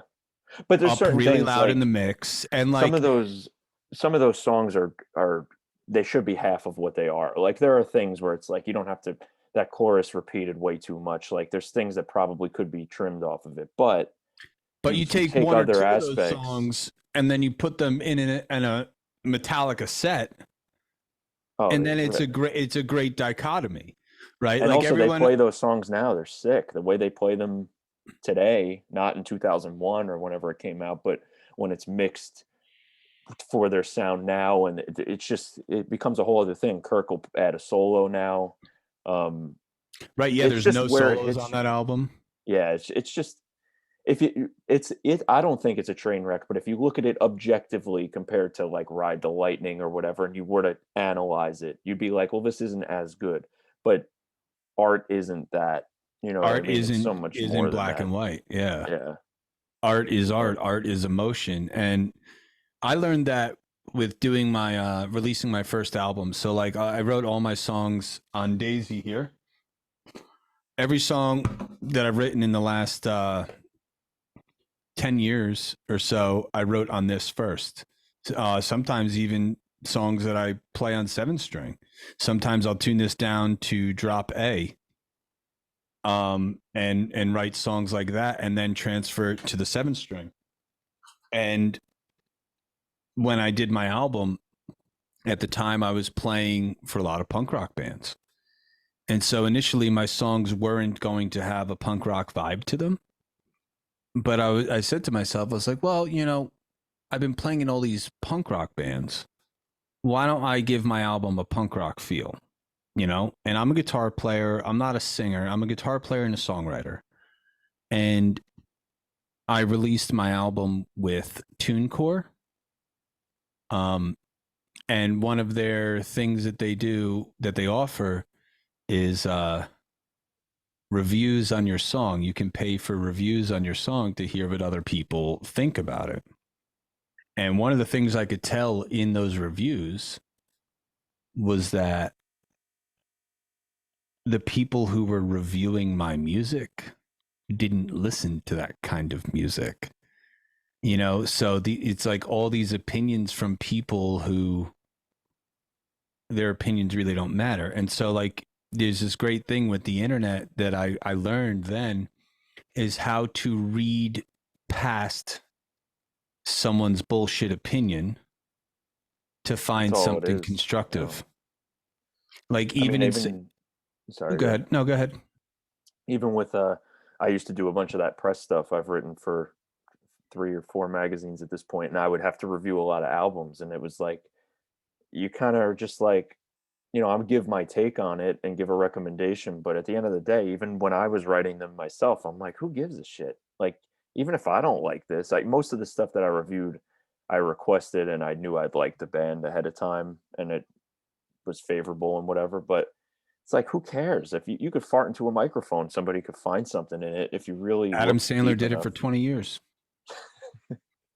I mean, it's true. Like, you don't, who's to Dude, the say that if Hanukkah you hit, song is not Eugene's Trick Bag. yeah, Right, Eugene's Trick Bag is the song that Ralph Macchio plays in the end of the movie Crossroads, and it was written by Steve Vai, and it's insanely hard guitar piece, and I play it all the time to warm up. The Hanukkah song is not that, but I can tell you this much: the Hanukkah song was played billions of times on the radio, and I've never once heard Eugene's Trick Bag on the radio. yeah, Like never. Eugene's Trick Bag is basically the equivalent of like Steve Vai's Eruption. yeah. It's just this sick, sick, sick guitar lick that is almost impossible to play. And yeah, and it's just like, listen, if you like it, go for it, give it your everything. I love going on YouTube and watching those shorts nowadays, and the YouTube shorts, and I love coming across Steve Harvey. I don't know if you come across him. I come across him on TikTok a lot. Yeah. Dude, he is going to go down in the history books as a Plato or an Aristotle. That man is so wise. He has great advice, And he and keeps it one of the simple too. it's He simple, just but kind of it says it. and it always revolves around individual happiness. If Yeah. you exploit you for what you love and what you're good at, it doesn't matter what anyone else says. You're gonna be successful, and but there's, to that same regard, it all depends on what evils do you want to allow to get inside your mind. Um sometimes you need to let some of those demons inside so you can push yourself. but most of the time you don't, man. You like most of the time you just have to. All right, you can listen to what they say, hear what they say, and then read past the bullshit, And in those all those hundreds of reviews I did on all my different songs on the album, I really, really, really hated 99% of every review that came through, and they weren't like reviews from like newspapers and stuff. These are like individuals that just like these reviews only came to my inbox, right? And I'll tell you, it's some of the hardest shit that I've ever had to read in my entire life is listening to something that you're so proud or making something that you're so proud of and that you put your heart and soul into it, and just to listen to people shit on it in any way, shape, and form, you can let that crush you, or you can weed past the bullshit and look for the constructiveness. And like, I've taken some of that criticism constructively to push myself to make better songs, or do whatever, use better chords, have a better intro, get a better vocal hook, like whatever. um if you just got to learn how to exploit you for what you're good at, and you'll be successful, right? Like, before I moved to Florida, and before this Winter Wasteland tour, I figured that music was over. I figured that live music was over, dude. Like, after the pandemic and the entire world shut down, I was like, there is no way that we're ever going to have shows again. Like, I couldn't even imagine the fact that we were just able to be on tour for 6 months, you know? And I moved down to Florida considering the fact that I was like, I told my son, I guess I'm basically retired, or semi-retired is the phrase I use. That's why I'm moving to Florida, because I'm semi-retired. Like, I don't know how we're gonna get past this. And then I just kept doing me, kept doing my stuff, and then next thing you know, I get a phone call, and even though I'm a guitar player, right? Like, I'm also a pretty decent bass player, and I love exploiting myself for the things that I enjoy, and one of those is performing live. And so I exploit the bass guitar the way I would want to play it. And I was in a whole bunch of bands that didn't, you know, take me for me. Right. When I played bass for Michael Graves, he didn't like how much I performed. When I played bass for the Independents, they didn't like how much I performed, and how much I moved around and everything like that. And like, I've gotten fired by so many bands for how insane I am on stage, but that's that same thing that gets me rehired by Nita Strauss. That stage presence that so many other bands didn't want me for because they sucked at it. That's what gets me hired here. And it's all about just coming into your own and feeling good about yourself. So, real quick, I want to jump onto the. You said really briefly you're a part of this band called Advents, Advents, and I saw that you guys have a song coming out. Yes, sir. We have a song called White Flag.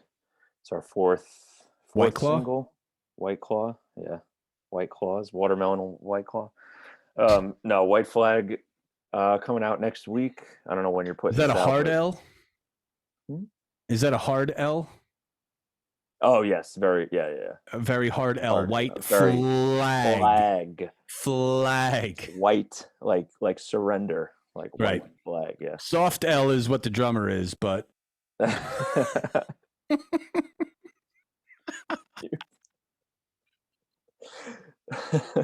Yeah, I don't know when you're I don't know when you plan on dropping this for your patrons, but coming out on I'm putting it up Wednesday. today. All right, so today's the 18th. Yeah, so the 24th, next Wednesday, it'll premiere on Dreambound on YouTube is the channel, and then it'll be streaming on Friday. Uh, it was How worked long you been a part on of that band? coming up on 2 years. 2 years, yeah. That's And cool. just And went you're to as opposed to the other bands that I've seen you in, they're singular. you're actually a member of this band. You're not like a hired gun or nothing, huh? Yeah, this is full time, 1/5, if you will, of the band. It's really cool. It's a cool So you're just relationship. like that TikTok reel or that Instagram reel where you hate a 9 to 5, so you started your own business. So you now you work 24/7, huh? Yeah, yeah, pretty much, dude. The just planning everything out when you're at this stage and trying to make it look good, and you don't have a lot of money to do it, and you're just like plugging away. But the response has been really cool, and we've worked with some cool people.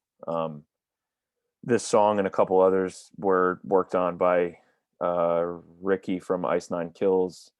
Um, Song coming out was worked on. Some parts were worked on with Chris from the band Currents, Chris Wiseman. Um, got a cool guy. This guy John. He works with the band Cane Hill. If you've heard of them, he mixed it. He's into it. We got a good team that like has slowly been coming together. So Um, you're from New York, right? yeah, But I live in Jersey now, but I'm from New York. Yeah, oh, okay. Where do you live in Jersey now? like northern Bergen, like Northern Bergen. near Westwood. Yeah, give me a yeah. Okay, You okay. want this? You want my I address? want your no. I don't want your address, but what town do you live in? Old Tapan. Oh, okay. Yeah. See, I know where that is. Come on. Yeah, I forgot you're a Jersey boy. Yeah, I'm a Yeah, Jersey boy. What the yeah, fuck? you know. Yeah, I know. Yeah. Yeah, you're So in my yeah, stomping grounds, and you're gonna be all cryptic and shit. I'll send someone to your house right now to knock on your door. I mean, you can find it. It's all Yeah, on I'll the get Leo internet. the Pipe and Louie the Wrench over there in two My seconds, knocking on your front door. my Devils. my name's everywhere. Like you could Yeah, Google my Kojoza. name and yeah, at Kojoza. Yeah. Um Kojoza.com. Yeah, so it's local. We rehearse in Paramus.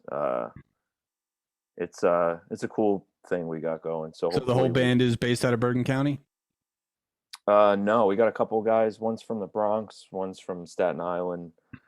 The rest of the other three are here in Jersey. So we convene in the basement, make some noise. But yeah, we're not really we're planning shows. We're doing that whole thing. But right now it's just we got singles out and we're plugging away. Do you know where Garfield is? Yes, sir. So I used to rehearse in Garfield, and I lived in Montvale, and I used to drive to the Staten Island ferry to pick up a singer.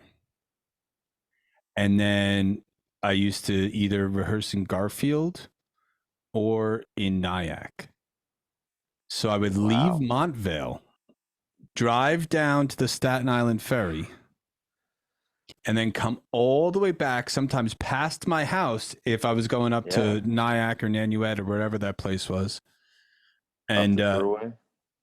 or Orangeburg actually.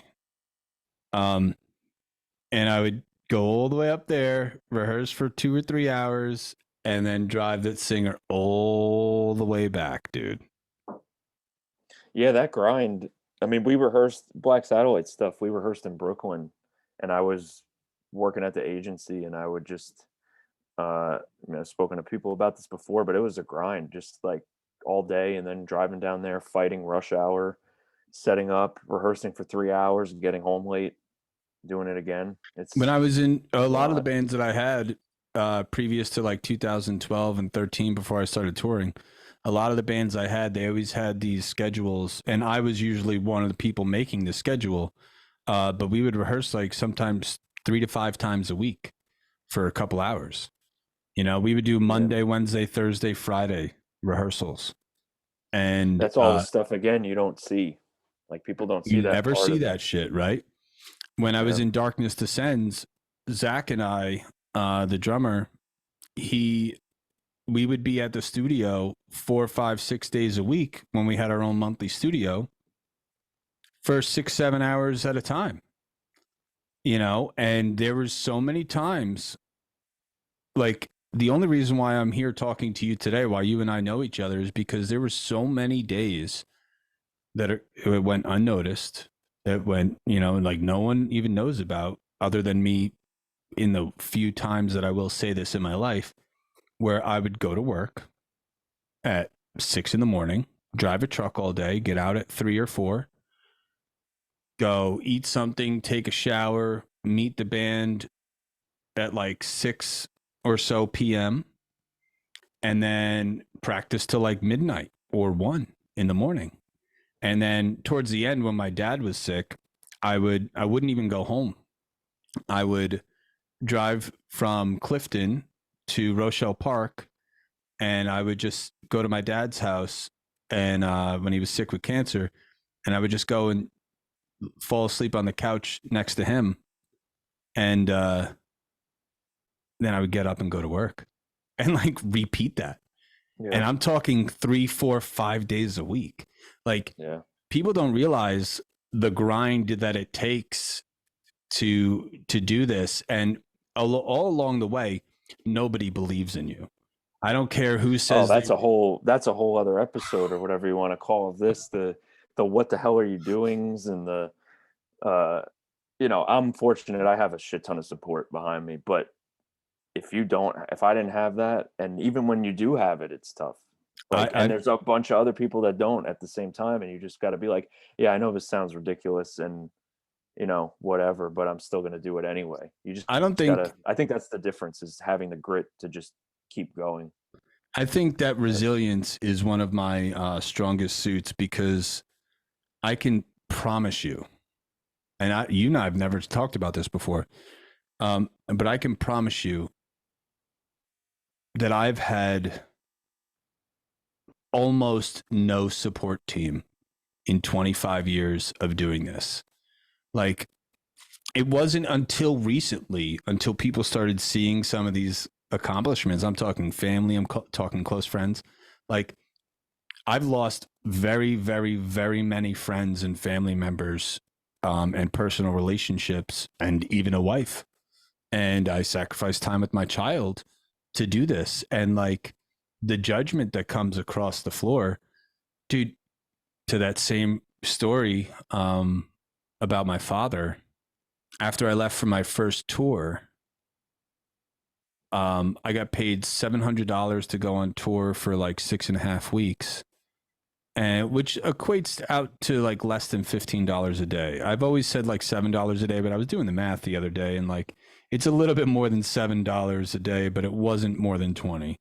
And when I went on that first tour, my dad told one of my relatives, he's like, man, and my dad was a huge supporter of me. Huge. He was one of the only. He gave me my first guitar. This one. My dad gave me this first guitar, and in fact, he put this sticker on this guitar and this one. This is a vintage sticker, STP sticker. It's not Stone Temple Pilots, it's the oil company. I was going And to say, this yeah. sticker is from the 70s. This sticker right here, it's like yellow and like it's old school logo, right? This sticker is older than I am. But my dad put these two stickers on here, and he told one of my relatives when he got really sick while I was on the road. And I think it was because out of all the time I spent with my dad in my later and older years, um, he saw that my life wasn't exactly the easiest back in 2012 and 13. I had separated from my wife and all this other shit, and I was taken off on the road, and I've said goodbye to so many great paying jobs because it's like, oh, well, I'm going on tour. And they're like, well, what the hell do you mean you're going on tour? I'm like, what do you mean I'm not going on tour? Like, I'm going to be gone for 6 weeks, dude. Like, and then you lose a job. And I've lost very many great paying jobs because of this. And he told one of my relatives, in fact, like, one of the last things that my dad said outwardly about me was, I cursed the day that I ever gave him that goddamn thing. And that was from my biggest supporter. Like, even my biggest supporter in his, final days didn't see the light. But I've done fucking phenomenally fantastic things since then, right? But yeah, like, the support system is really important. If you know anyone who's a musician, right? Like, support them, buy a t-shirt, buy a CD, buy tickets, because you see these people play for maybe, if they're lucky, an hour at a time, but they're working thousands of hours to work up to that 1 hour.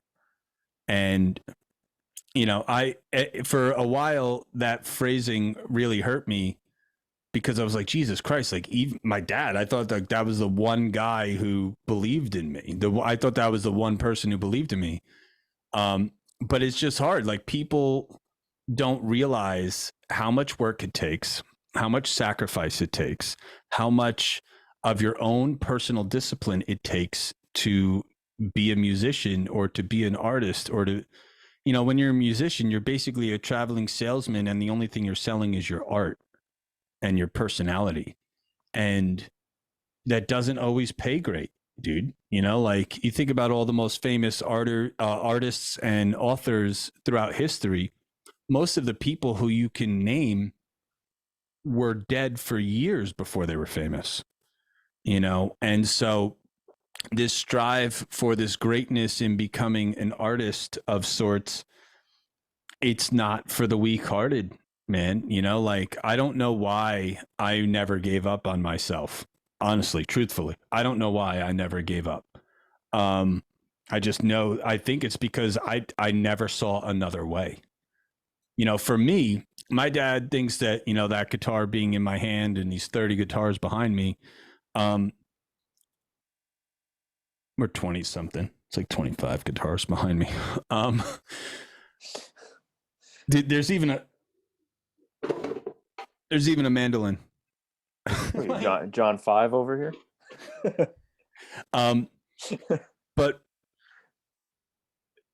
people don't understand the amount of discipline it takes to hone this craft and to never give up on yourself. But for me, I tell everybody the day that guitar went into my lap, the first day, the day that my father cursed, that was the day that I knew that the world made sense.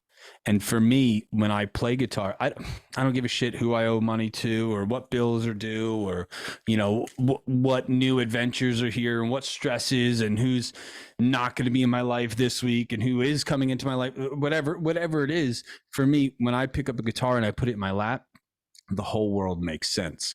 So the same day that my father cursed was the same day that I found out exactly who I was. So it's like, my dad was also a factory worker and he never did the types of things that I was striving to do. So he has no idea of like just how valuable those experiences are. Right. Like, this is the whole what the fuck are you doing aspect of every person in your life. That'll throw you for a loop, man. I've been in bands with, probably damn near 100 people, right? I've had like 10 or 15 bands. Each band has like 5 or so people, if sometimes more, if you can take into account rotating cast. And most of those people have done nothing. So like if I was one of them, I could totally see his point of view, but I'm not. Like I have I that my dad gave me that guitar and I've used that guitar to teach people. And some of those people that I've taught, I promise you, I know some of those people I've saved their life. I can name a few right off the top of my head. I saved their life by being their teacher. And like those moments, that's truly and honestly why I teach, because again, for me, that like if I had to look at like what's my be all end all goal, I want to keep working on developing my curriculum and writing my own songs. And I don't care if I would love to, but I don't care if I never become a millionaire. I just want to spread that love for this craft to all of those in need, right? And like think about how many people that you've played shows for and they've come up to you and be like, dude, I really fucking needed that tonight. Like, thank you. You get one Yeah, of man. those. You get one of those in your life, dude. I don't care. I don't care how many factories you work in. I don't care how many delis you work in. Nobody ever comes up to you at a deli counter, and when you hand them, a pound of ham, they never say, "Dude, like my life is complete now." You don't get that, right? In a normal 9 to 5 situation, you don't do someone's taxes and then get like this overall all encompassing thank you, like life completing moment, right? Dude, I had that once. Did we play Dude, what was it? Flint, real quick, Basement? while you're thinking about that, Flint Santa, that Ooh, guy, he's still to this day commenting on posts. He's this dude who he's a his legend. his his wife passed away, and when she did, he just started going to concerts and he started falling into being a patron of bands and a supporter of bands and a lover of appreciating live music. That man lost his everything and has found so much in just Yeah, being a patron to shows to keep him going. And like he's still commenting on posts months later yeah, because we changed his life that day. yeah, Bro, you yeah, you can't beat that. yeah. We played Nashville one of the I played Basement East a couple times, but there was one where where I jumped off the stage. I forget where it was. It was the end of the set. This dude was in the front row, and he was just like, he gave me some of the kindest words I've ever heard from a stranger in my life. He was like, dude, I don't know what you're doing with your feet or whatever, but I haven't been practicing, and this is inspiring me to get behind the kid again, and get going on everything. He's And like, fuck, if you could like, do it, I could do it. yeah, he was like, what, you look like a fucking idiot. If you can handle this, then why aren't I up there? No, he If you we could do that and be so scared, I should be able to be fine. you look terrified, and he was Yeah, you still look doing it. terrified while doing that double bass. It's your face looks how I feel. So fuck, if you could do it. Yeah, he was cool though. He had a lot of nice things to say then, and then at the merch table after and stuff. And even like just hearing it, it was like, wow, the hours that I've put into that one part, literally that one part that was throwing me for a loop to keep it up to speed and whatever, 10 seconds of a song, the hours that were put in, like it paid off because somebody points it out and says, now I got to go practice. Like, it's not even just for me to feel good. It's just it affected the way he's going to look at the instrument and how he wants to get better. And that's a really cool feeling. That 443535134435331 riff that Yeah, I that one. mentioned that I mentioned before. I could do it too. 44351353253. Not Close enough. 443535134435331. Fucking. So All right. Yeah, um that's fucking crazy. That's yeah, I, crazy. I wrote that lick, that riff like 4 years before I met Zach. And between that song and another song, I had no problem playing that shit because I wrote it. But between me, Zach, and our bass player Chuck, it took them a solid month of those 3 to 4 weeks, 3 to 4 times a week rehearsals to get that shit done. It took them a solid month to just get the one song done. Never you mind that other one. And like that moment forever changed Zach's approach to both to drums, which effectively changed his approach to guitar. Like something just like that, where again, your art alters people's future. Even if it's just for the second that they're there. And so it's really easy, especially as you climb the ranks. It's really easy to forget this very key thing. But I remember back in the day, I always said, I can play. I'm talking like being 13, 14 years old saying this, and I'd never played a show before. And I would say to people, be like, I could play for 1 million people, and 999,999 people could hate me. But if one person all the way in the back, if I made them not feel alone for 1 second, that is the point as to why I do what I do. Right. And that's my approach to it, man.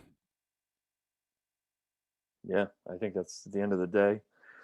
We're all sharing in the same thing. That's why live music. That's why when during COVID, like you could get some of that across on a screen, but live streams and stuff, like it doesn't beat being in a room with somebody with that energy and somebody giving their all.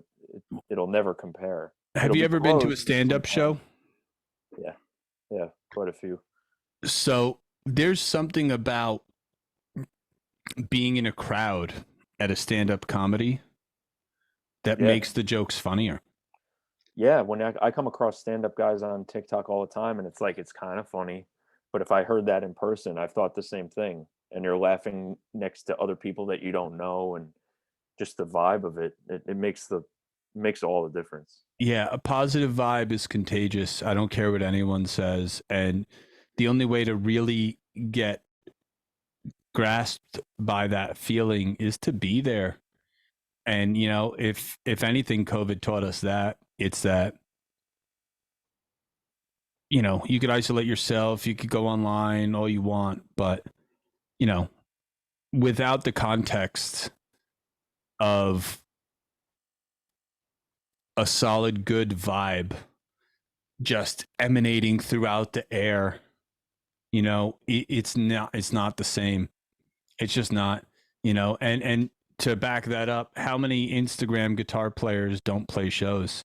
you know um Even what's his name, who's the dude who dances and DJs and free verses and shit in his underwear? Fuck, what's the dude's name? Mark something, the dude with the glasses.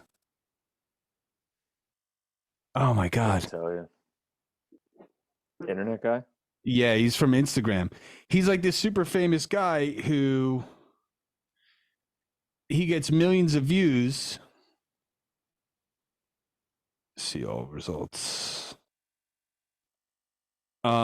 He gets all these millions of views, and then he goes out and he goes on tour, and no one shows up.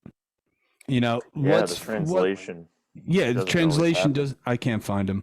Um, but yeah, it's not the same, right? Like someone who's impressive in a 10-second clip doesn't mean that they can sustain that for an hour long. So right, so it's like a superpower to be able to get up on stage and through fucking pass or fail or sink or swim, no matter what, to keep going on and to still knock it out of the park, and to give people this invigorating feeling, and you got to see, like it's still new to me in certain senses where you got to see, like, we had people come out on these tours that we were on that came to like 9 shows on a tour.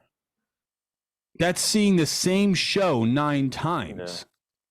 And they are just as invigorated the 9th time as they were the first time. Yep. That's a fucking superpower, dude. Yeah. You know? It's wild when I see that.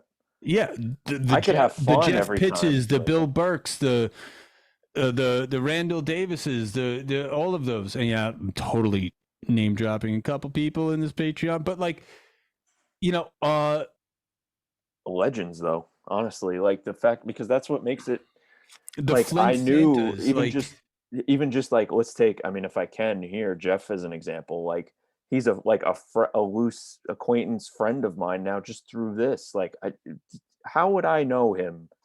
Jersey boy, New York boy, trying to make it. Like the fact that I roll up as a tech on Nita's crew and he knows me from another band and whatever. Like it's just a cool thing that you're instantly like, how you been, blah blah blah.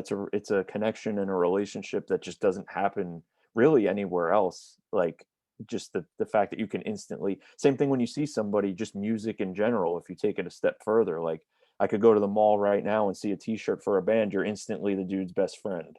Like it's just something that exists when you get it. Then if you play, then it takes it a step further. But if you get it, you just get it. Like it's just a really cool thing. Yeah, this is a really special thing that we all get to be a part of, you know. Mozart didn't get to hang out with his fans and didn't get to like change people's lives in, the same way that we get to. Um so yeah, it's a really great feeling. Not that he didn't change people's lives, but he didn't get to experience the changing of people's lives the way we get to. Yeah. Edgar Allan Poe has no idea of Yeah. the lives that he altered due to his poetry. I'm one of them. I remember the first book that I ever bought myself um, was, I believe it was called Eight Tales of Terror, and it was 8 of Edgar Allan Poe's stories. And I was 9. I was 9 when I bought that book at a book fair, and it changed my entire life. Like I was like, holy crap! Like this dude, or like Shakespeare or something. Like the wordsmithisms through that. Can we just talk about how I made that word up? I was just say, I don't know. It wasn't very wordsmith like of you. The Wordsmithism. wordsmithisms. But yeah, like Coin it the approach that people have with their embellishments, it's really great to get to not only just make that stuff, but then to also get to experience their experience. Yeah. Brian Brom, like I don't know if I had met him previously. I knew him from the internet. I don't recall off the top of my head if I had met him previously, but Birmingham, Alabama, right? That show, I was like, we were clear off the stage, and I was like running in real quick to double check that none of our stuff was off to the side where we were setting up, or nothing was over in where Shoddy's Guitar World was, or anything like that. And as I was going in the door, this dude grabs me. He's like, "Hey, Dean, I just wanted to introduce myself," and it was Brian Brom, and he's one of these patrons, and I talk to him all the time now. And just think about that. Like, if I wasn't there in that moment, yeah, that dude wouldn't be in my life. Right. And then you magnify that times, all the years of touring. And there's very many artists who don't make personal connections to that respect that we're discussing. There's very many artists and musicians who don't do that, but I'm not one of them. I'm one of them who I don't give a shit if it's one person at one venue. I do everything in my power to try and remember everyone and make a connection with someone, because honestly, that's part of the reason why I do it. Like why I do this. I love to be someone's escape. I love to be someone's shoulder to cry on. I love to be someone who can inspire someone. I love to be someone who can get someone to think outside the box, because or just like you said, like that dude saw your feet and was like, holy shit, I have got to get on top of this. Like this kid is so good that even with that terrified face, he can pull it off. So I should be able to sit there and sacrifice and be able to do that. The ball busting goes so good, deep, guys. It's too good. Dude, I'm not even gonna. I comment down below, guys, if you've gotten the 2 hours into this video, if you know what Joe's terrified face looks like, because to me, I want a tattoo of that shit, like right here. I want a tattoo of your absolutely horrified face, like we're about to go on and I can't get these triggers to work face. Oh, I want God. to. You gave me anxiety just with that statement. My God, triggers. I mean, it was so much a thing. Like, not to get, the last thing I want to do is talk about triggers again, but it was so much of a thing that in the pre-show huddle, Nita was going trigger, trigger, butt kicker, trigger, like Dude, Nita herself the was first time I singing the did that, song. the first time I did that, the butt kicker, trigger, trigger, butt Yeah. kicker, trigger, trigger, trigger, butt kicker, trigger, butt kicker, trigger, butt kicker, trigger, butt kicker. DSP, DSP, DSP, DSP. You're the one that threw that one in there. You're the one that threw the DSP in there and the mixer. The But triplets. DSP, yeah, DSP. Or is that the DSP? yeah. Yeah. 1, 2, 3, Triplets. 1, 2, 3, 1, 2, 3, Yeah. 1, 2, 3, 1, 2, 3. Yeah, yeah. Come on, fucking music I teacher. teach drums. I teach drums, man. Yeah, I know. I hit pot and pan. Yeah, man. So, what's on your future horizons? So we've spoken about your marketing, we've spoken about your drum teching, we've spoken about your musicianship, we've spoken about some of the experiences you've had. We've spoken about your new band that has the single coming out that's White Flag. White Flag. Yes. That's coming out next Wednesday on Spotify. Make sure to go to kojoza.com to find out any of that stuff. That's spelled KOEJOZA.com. That's on Instagram. Facebook, you're just Joe Koza, right? Yeah. Facebook. Yeah. The band is Advent's band. Pretty much everywhere. Couple places the name was just whatever, so it's like Advent's. What's US. the band's website? Does the band have a website? Adventsband.com. Yes, yeah, sir. so go to adventsband.com to check out there. anything. Yeah, and you'll find links to everything there, I'm sure. If not the greater majority of it. What are you gonna do? Like, what's your 3 to 5 year plan? Oh God, Jesus Christ! No, just like a broad plan. Like, what are you looking to do? More of all of this. My heart is in playing. My heart is in writing a lot of stuff. Written the written word about how to get people interested in something. I just got hired by a band to write their bio, their story, take a bunch of shit and put it into something that makes people interested. I love doing all that stuff. Dude, this is why you and I need to start a business together. I'm literally doing that with 2 people right now. I'm doing that with Zach, and I'm doing that with Diego, Abby's guitar player, Abby K's guitarist. Mm-hmm. They both have sent me their resumes. Working on rewriting their resumes for them. Zach, I gave him this whole conversation because he posed this question. He was like, what's the difference between like, you know, XYZ band and Judas Priest? You know, why does Judas Priest sell 40,000 tickets and why does this band, you know, struggle to sell 100 tickets at Dingbats? And I told him, I was like, it's because of the story. You got to get your story and then never you mind, just have the story. Then you have to put your story in the hands of the storytellers.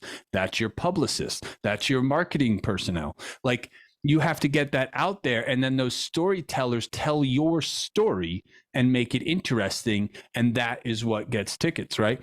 And so in both cases with both of these dudes, and I'm not getting paid for that. I should get paid for a lot of this stuff, but I literally physically just want to help them. You know, I come to everything with a genuine heart. So it's horrible for my bank account, but it's great for the way I sleep at night. But I mean, yeah, that's part of it. Like just honing, like, I mean, I got plenty of friends in bands where they're like asking for advice and stuff, and I do hours I don't get anything back. I'm just like, let me see if I can explain this properly. Let me see if I can help them. And then they apply the stuff, and I'm like, well, that worked. Let's take this a step further. It's really just figuring out who you are and figuring out how to package it and deliver it to the people that are ready to receive it and finding them. And there's ways to do that beyond just throwing ads at people in your Facebook feed. Like it's so much bands that's all they do. They're like, we have this song, let's just boost a post on Facebook. Why aren't I famous yet? It's like, you need to have any and every angle for traffic. And there's so many ways to do that. So I want to continue studying up on that, helping people with that, continuing the ad stuff just in general for businesses. Yeah, so you do online ads for like SEO searches and stuff like that to help businesses get, you know, more clientele and stuff like that. So you're really looking to do that? Yeah, I'm trying to talking to somebody about working a little bit more with them, and if anybody's interested, to have a business that needs pay-per-click advertising done. I'm teaching myself more SEO, but on the Do me a paid favor, side of say that things. again, but don't sound as bored when you say it. Go ahead. I mean, there's only so many ways to make dry cleaner sound interesting. But if you have a business that needs more representation in Google searches, you want to be appearing for certain keywords, you want more business, I can throw money at it and manipulate it to get you more calls. So I did Yeah, dude, that for navigating to dude, I did you ever watch that video that I sent you, that 40-minute video about how they're not all deleting the way half the through. internet? No, I You're the have to worst. though. You have to. You have to watch that video. I mean, I've heard before. It's crazy. It's even worse than you think. Well, Um, the landscape too, Google's changing their algorithms and stuff. It changes constantly, just with what it takes to compete, period, let alone all the gray area stuff about the ethics of it. It's like you really people set it and forget it all the time, and it's you really can't have that approach if you want to compete. Um, that's everything in life, man. You cannot, coast through life. You have to be all in or not at all. yeah, You yeah, with know, anything, Yeah, yeah, that's most of the conversations with you and I where we've talked about doing ads and stuff for my lessons to get more clientele. Like, dude, I may not be a millionaire, but I'm going to take every dollar I have and put it into this, because if there's anything that I've realized, you have to invest in yourself. If you yeah, don't invest in yourself, nobody's going to invest in you. yeah. Just like if you're in a band and you're like, why isn't this going somewhere? Why don't people care? And you could ask people straight up, why should I care? And they can't tell you. If you can't tell me, why should I? You know what I Right. mean? So that's the first thing I think is figure out what sets you apart in anything you're doing, and then just like keep keep going. That's the main thing. So it's pretty cool. It's pretty cool. How old are you, Joe? 27. 27. Oh, that's right. Yeah, I keep forgetting you're that white lighter age. I look about 17, but I'm 27. You should see some of the You adults I should you should have teach. your own MTV show, 17 and Terrified. Yeah, really. Some of the adults I teach, like parents, they come in for their first lesson and they look at me and they're like, "How old are you?" I'm like, "Trust me, I know what I'm doing." Yeah, And then sit it's fine. back and watch. I'll Yeah, tell you just exactly how old I am. yeah, right. No, Yeah, it's yeah, 27 though. Yes, it's sir. cool. You got your whole life ahead of you, pal. Well, listen, this has been Yeah. absolutely fantastic. Thank you so very much for coming on here. Um, Thanks for having don't me. hang up. I'm just going to stop the recording and everything, and then I'll close out with you afterwards off camera. But yeah, man. So Sounds thank good. you very much for getting on here. We've wanted to, those of you who've stuck around to the end, Joe and I have been trying to line this up basically since the Black Label tour has ended. And just for either me going over my lessons, because those of you who do take lessons from me know that I don't just sit there with my hand on the door like most of your doctors and ready to get out of there. I get into a lesson and we're off to the races, and we're done only when I have to go somewhere. So there's been a couple of these interviews that Joe and I have had to reschedule straight up because I extended my lessons, and I was like, hey man, yeah, like I could really use the time to work with these people and stuff like that. So I really appreciate you for coming on here. I appreciate all of your hard work. I love your humor. Thank you so much for being you, because anyone who's seen you throughout this process, there's some major ball busting that goes on here, but it's all with a warm heart. And Joe, you knocked it out of the park on that Black Label tour, and I cannot wait to get back on the road with you. Yeah. So Thank you, man. thank It you was a very it was much a for. pleasure. And thank you for all your help too. That Yeah, fuck you that. were you were a lifesaver. Not to jerk you off too hard here in front of everybody that's here, but if it wasn't for Dean like looking out for me, I was everybody was looking out for me, but like when I needed something in a pinch, like you were the first person that I went to. So thank you for I that. try to be that guy, man. I try to make sure that, we're all on the same team, and, because we are all on the same team. It doesn't matter. I've seen so many things where people are like, bands or competitions, and it's not a competition. We're all literally playing the same game. and we're all physically on the same team, because nobody really is competition. It doesn't matter what your genre of music is. It doesn't matter what your band's morality is or image is. We are all in the exact same game, fighting the same battle, and it if you stick together, you are stronger. And that's, these patrons, if anyone can reinforce that fact, it's all of these people who will be watching this video, because they support us, and we would be lost without them. So again, thank you so very much for being awesome and being you. Um, and go to kojoza.com, koejoza.com, and look, and on Instagram, everywhere, follow this man. He's a phenomenal drummer. He's going to do huge things. And if you need any help with any of your personal businesses, reach out to him, because he is a Google marketing whiz. So thank you so very much, and we'll see you soon. Thanks, man. Appreciate it.